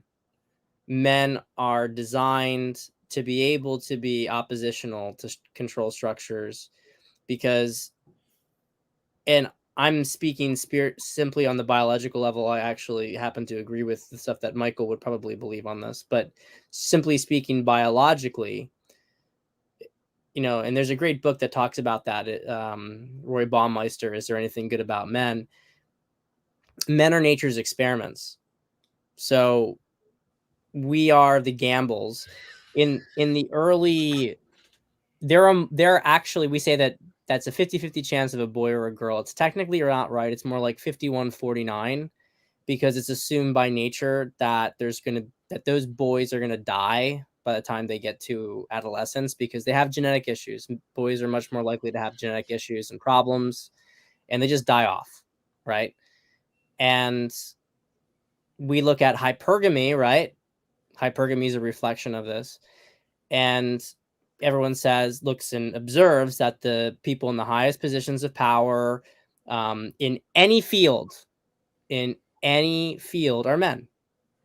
And look, to maybe appease some of the feminists who might happen to stumble across this, it's not because men are better on average, but it's because men are better. There are better men in aggregate. There are the men who exist in the top end of the spectrum in IQ and in every single structure. There are also those same men on the lowest end. We don't think about them though, because they're in prison, they're on the street. We ignore them. Society forgets about them. They're on the bottom end of the bell curve. And so it's easy to focus on the successful ones and say that things are unfair. Okay. So, tap me back in, Tony, with the primary question, because I got With too the much. social media, like Social media, yeah. So women have always cared more than men about what the rest of society is doing. You always will have in a structure this small amount of men who will disagree with the structure for whatever reason. We can be outcast, and so at first they might start out, they got maybe no women with them. They're this tiny group. Most of the women are with the structure. You see this going on right now, today. Perfect example of it. You have all of these women who support what's going on in the broader structure, but gradually they're peeling off. And I can tell you it's been a very rapid peel off in the last 2 years. And you can frankly observe it. If you've been in the manosphere for 5 years, how many more women are there right this year than there were 5 years ago? I mean, we're like, there were almost no women 5 years ago. And every year it doubles. Every single year the number doubles because women are looking to see what is popular, what is supposed to happen. So social media, prior, you'd have these little communities and you would have less to compare yourself to. And so it was much easier for women wouldn't necessarily fall into fantasy about certain stuff. But when you take into consideration all the aggregate trauma that we're experiencing as a society, and then you have women who can observe other women who are presenting almost invariably fantasized versions, sanitized versions of their lives, then they can start to believe, well, that's what every other woman should have. I'm not part of that. And they don't take responsibility for it themselves because they're not just simply designed to do it. They're just unhappy. They're unhappy.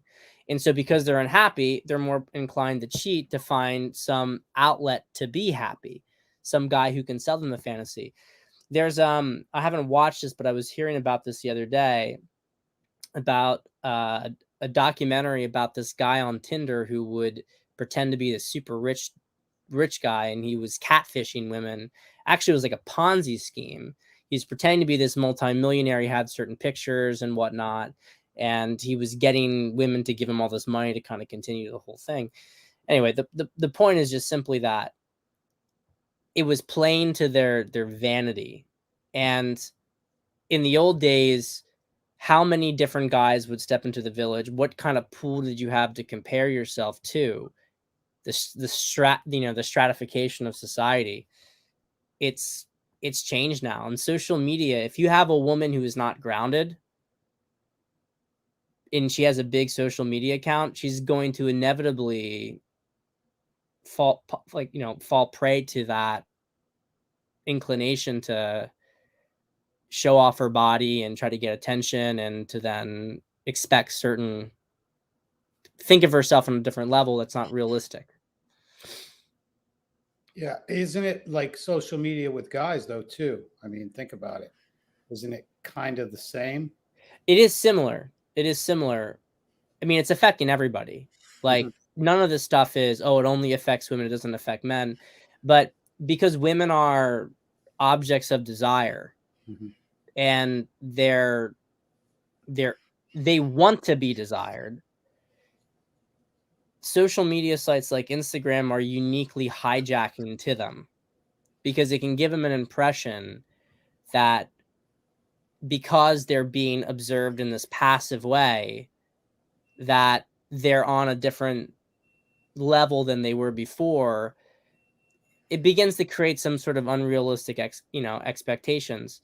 Now, I am somebody who believes in the transcendent ability of people, and I do believe that women can and do get past this stuff, usually are more immune to it. Some are more disinterested in it to begin with because they understand it.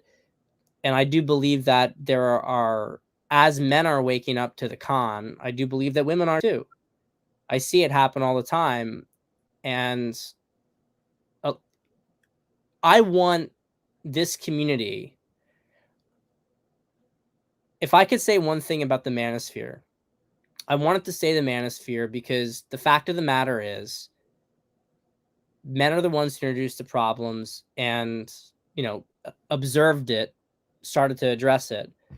And I don't want to see this situation, which is why I've very recently had a couple of spats with, you know, e-girls who will go out there and will start to spout out bullshit to get attention and sort of redirect this.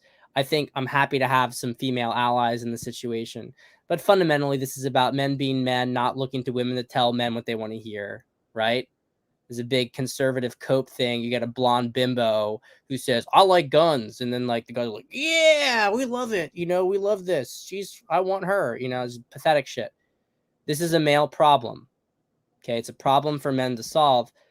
But at the end of the day, this is something that we're going to tackle together because it's a problem that we face together.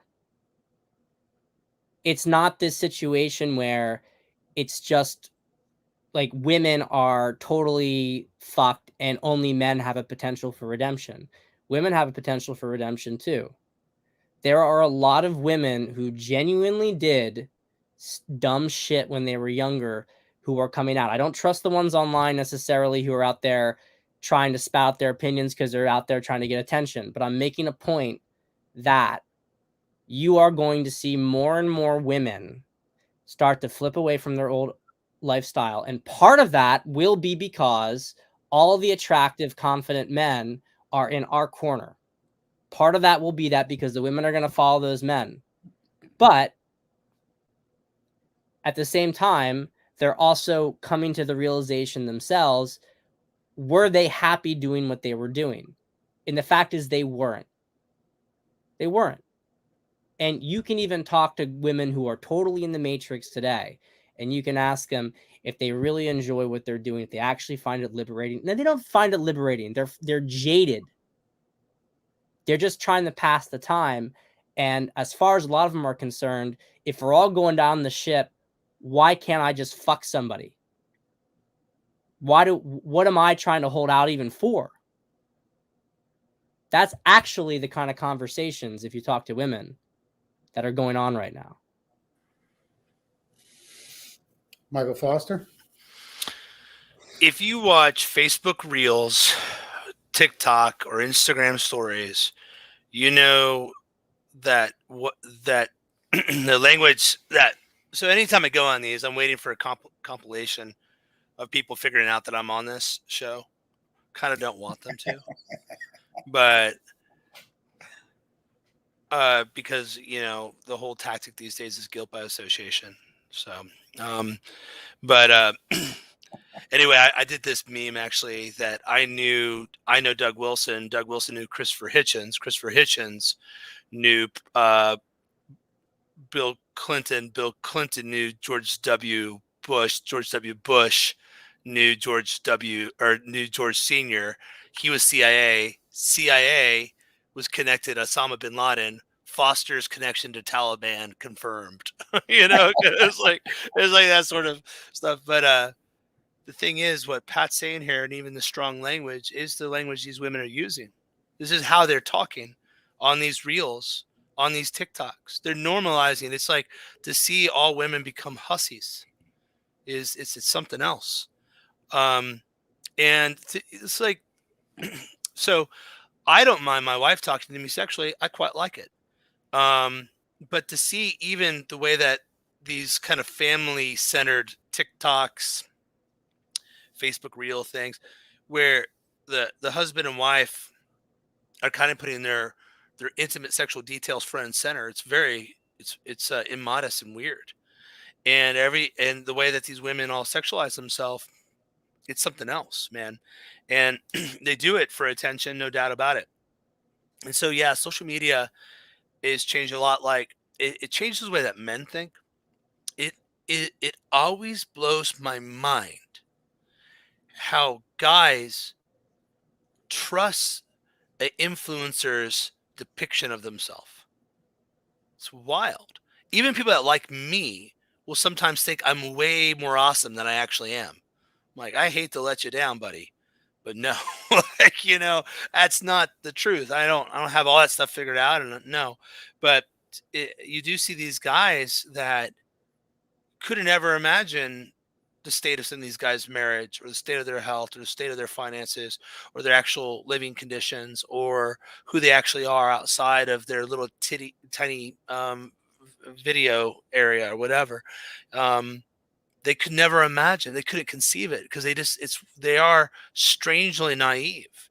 And what's crazy is that when you think this is a real man, and if you found out how much it was fake, maybe you wouldn't feel like a failure. Maybe you would know, actually, you're not that much different from some of these guys. And now some of these guys, you and I both know some guys that are pretty incredible men and what they've accomplished. There are some real disciplined folks out there, but for every real disciplined guy, guy that's got it together and he does present himself, I've been pleasured. One of my great pleasures was finding out that Elliot Hulse was for real.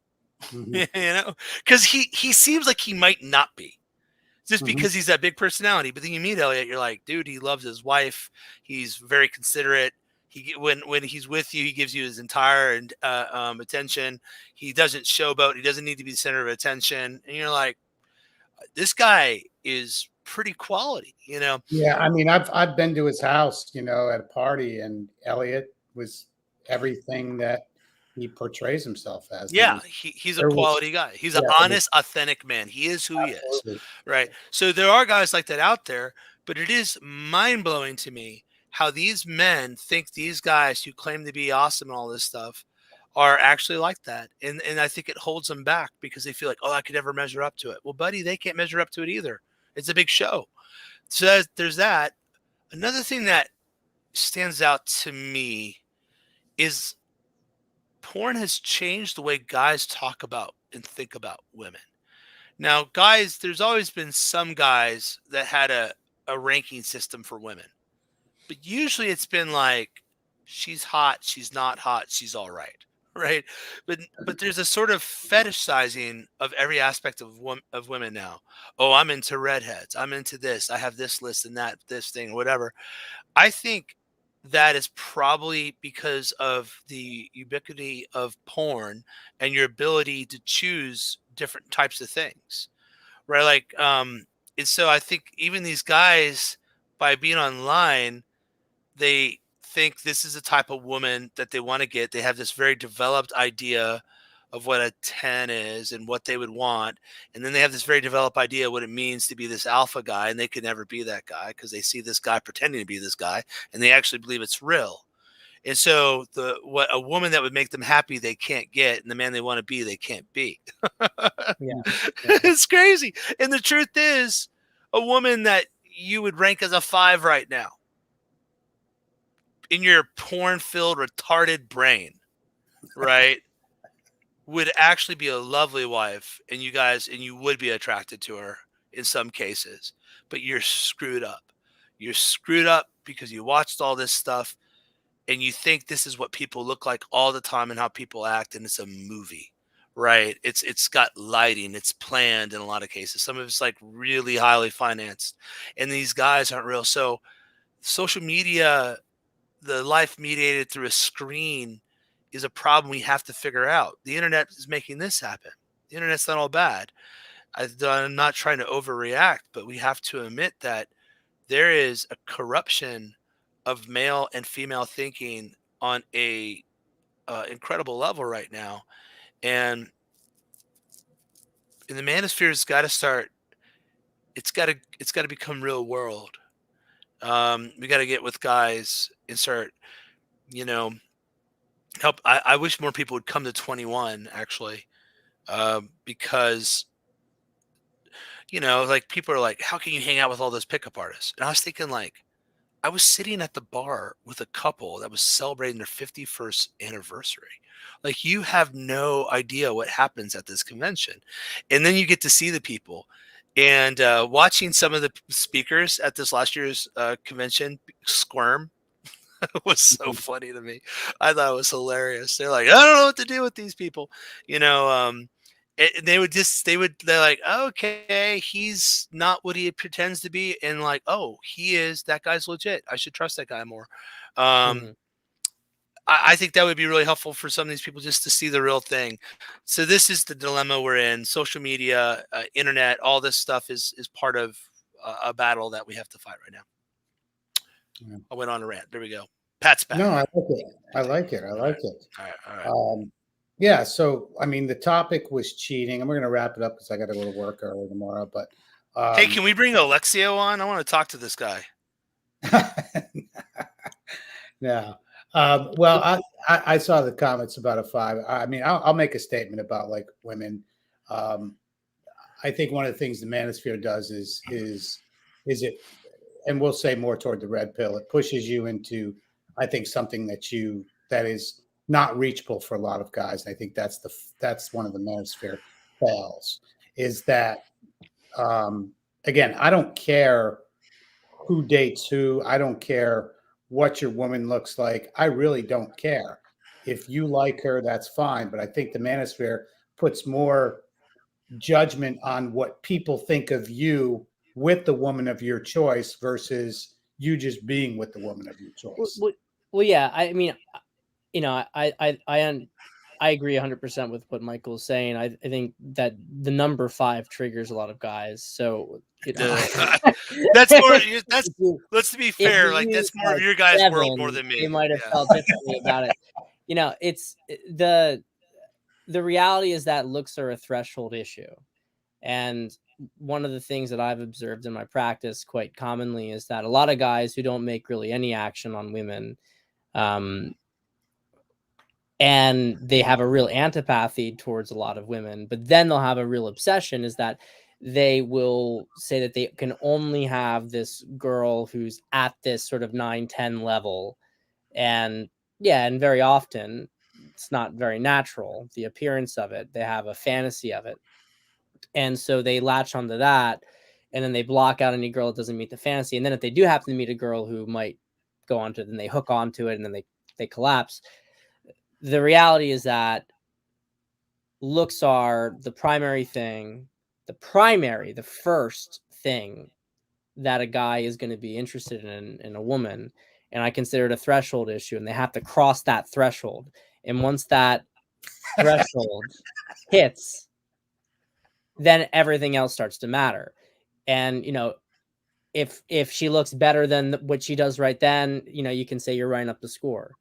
But you have to hit that point, and you know, you could use a different number if you want to, but Michael's point is the same. I mean, if you're in a real relationship with someone, your girl's gonna look different sometimes in the morning. You know, she has a baby, she's gonna look different some days. Like, it'd be fucking real. You're gonna look different some days too. It's just the way it is. It's the way it is.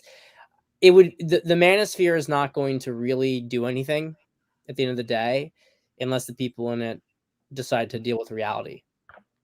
And unfortunately, a lot of the stuff has come out of seeing the reality of the fact that we've been sold an illusion. This stuff that women are perfect angels. You get these perfect princess girls that can't do anything wrong. It's bullshit.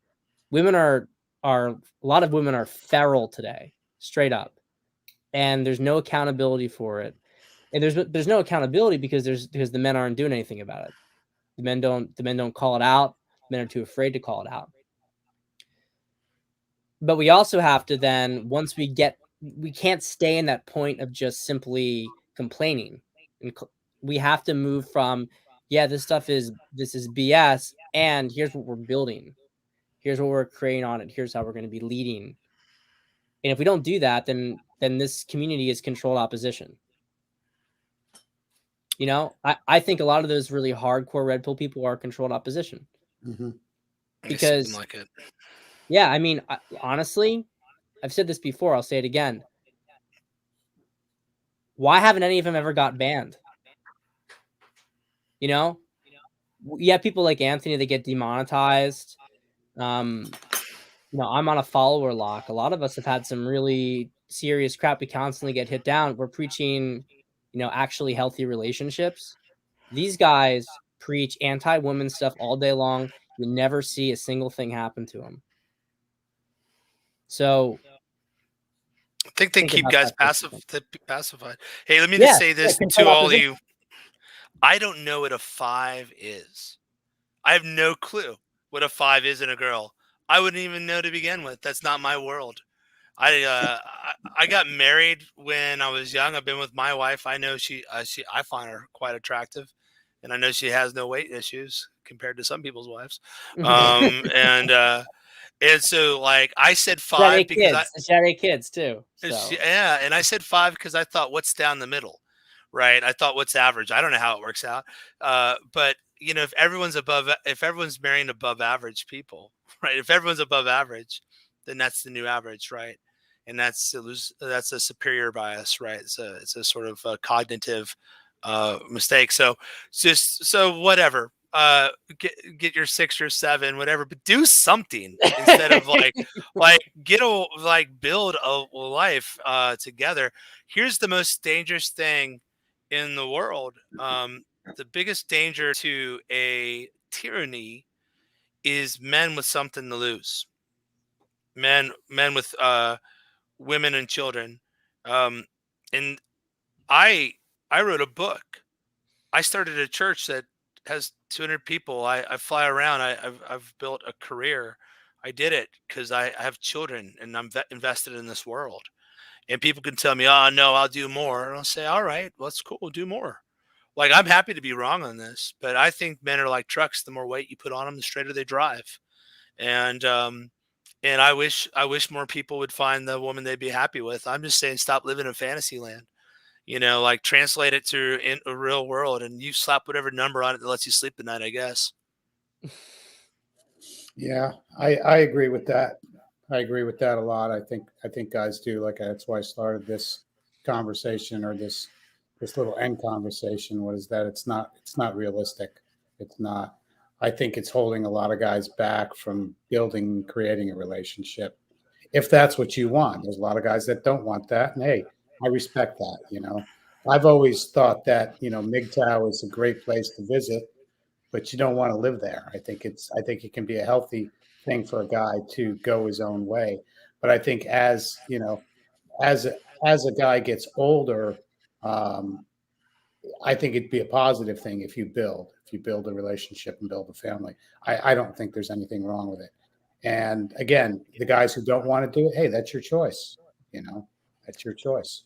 It can I is. just make a real comment to what Absolutely. David Little saying here in the chat? I just don't understand how women get these amazing passes for cheating and men lose things. It's weird to me. This is the material structure issues with the system. I don't want to belabor it too much, but I just want to say it's not fair, it's not right, and it's not what anybody on this panel is justifying. I mean, in a healthy society, there's when women would be severely rebuked for what they were doing, and they would not be rewarded by the system for what's going on. It doesn't mean that as men, we are, how do I put this? You still want to have the awareness and everything, right?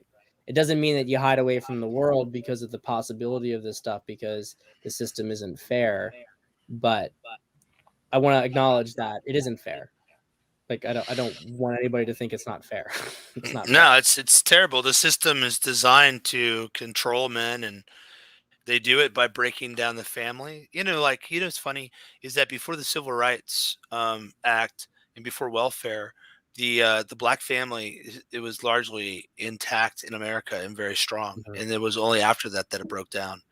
And there's a good book by Charles Murray, Coming Undone. I think it's what it is. It's been a while since I read it, but it was talking about how white America was also basically falling to the same thing right now. And why they get away with it is because men have been demonized, and they want to keep men knocked down, and they want to keep them weak, and they want to keep atomized men, individual men with few assets are really easy to control, or the easier to control, at least to isolate. And I think that's what our government's trying to do, is isolate men and take away resources from them, and control them. And so I think it's an act of tyranny by a nanny state Mhm. is what's going on there. There's no logic behind it other than true misandry. So why do they hate men? You got to ask that question. I think it's because they pose a threat to a tyrannical government. That's why. 100%. 100%. Well, guys, it's been an awesome stream. I hope Pat and Michael, you'll stay on backstage for a couple minutes, but Sure. we're going to go ahead and wrap it up. I do appreciate everybody in the chat. There's some people maybe I don't remember. Angry Voodoo, good to see you. Self-made, of course, good to see you, brother. Hold the Truth, David Little, Caduceus. Caduceus is the vital message, just so you guys know. Ojit, good to see you. Tuesday, good to see you. A lot of people here. Appreciate all your comments. Hey, you guys know on this channel, we can disagree, and that's cool. But you know what we can't do? We can't agree to disagree. That just doesn't happen here. Disagreeing is fine. Agree to disagree. That doesn't work. So, but I want to thank Pat Stedman for coming on tonight, giving us some great insight on on cheating, on infidelity, on affairs. Love having you on, Pat. How can everybody find you, first of all? You find me on Twitter at Pat_Stedman, and YouTube channel. Just put in the YouTube bar, Pat Stedman. Yeah. You'll get my channel. I just want to say, I know a lot of you guys from prior shows on Tony's. When I've been on here probably like at least 5 times, 6 times at this point. Hold the Truth hostage, David Little, Uncle Guns. I appreciate you guys, and I appreciate the open forum, and I also appreciate the banter. It's funny. I've been looking at some of these things in the chat. They are really hilarious at times. It is good stuff. Yeah, it's funny. Look, we're all on the same page at the end of the day. We're all on the same side. We're all fighting the same fight here. So I appreciate all of you. Absolutely. And Michael Foster, how can everybody find you? I'm on Twitter. This is Foster. Is my handle. Instagram. We Made People. I am. I'm on We Made People. That's the new book I'm working on. A podcast and a new book called We Made People, with my wife. And just it's the struggles of a first generation patriarch. What is it? I'm from a broken family.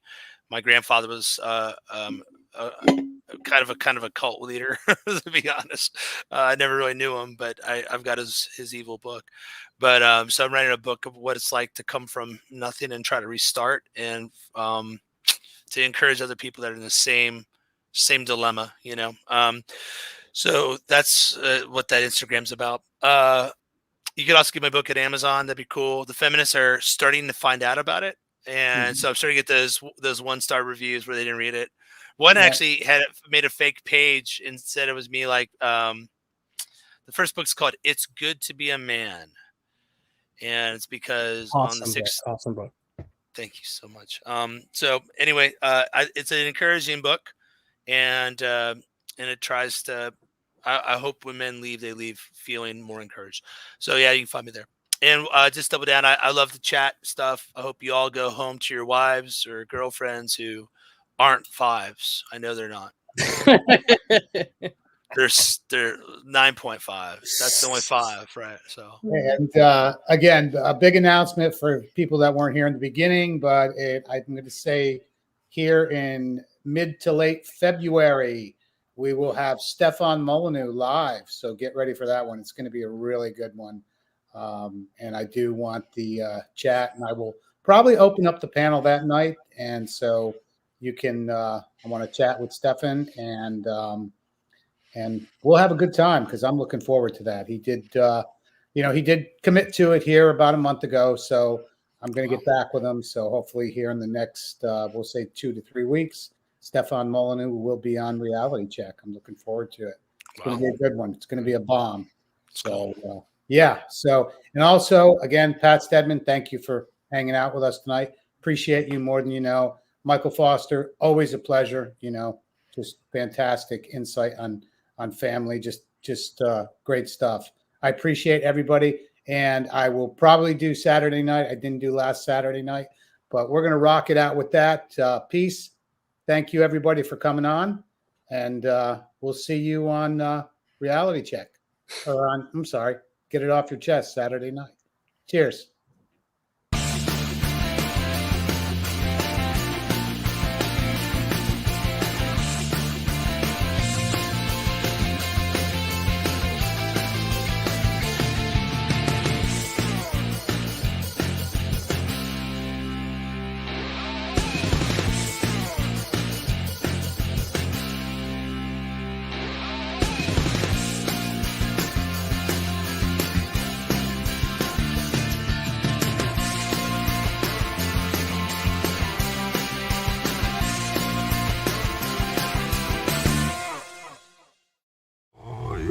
darkness as your ally. You merely adopted the dark. I was born in it, molded by it. I didn't see the light until I was already a man. By then it was nothing to me but blinding.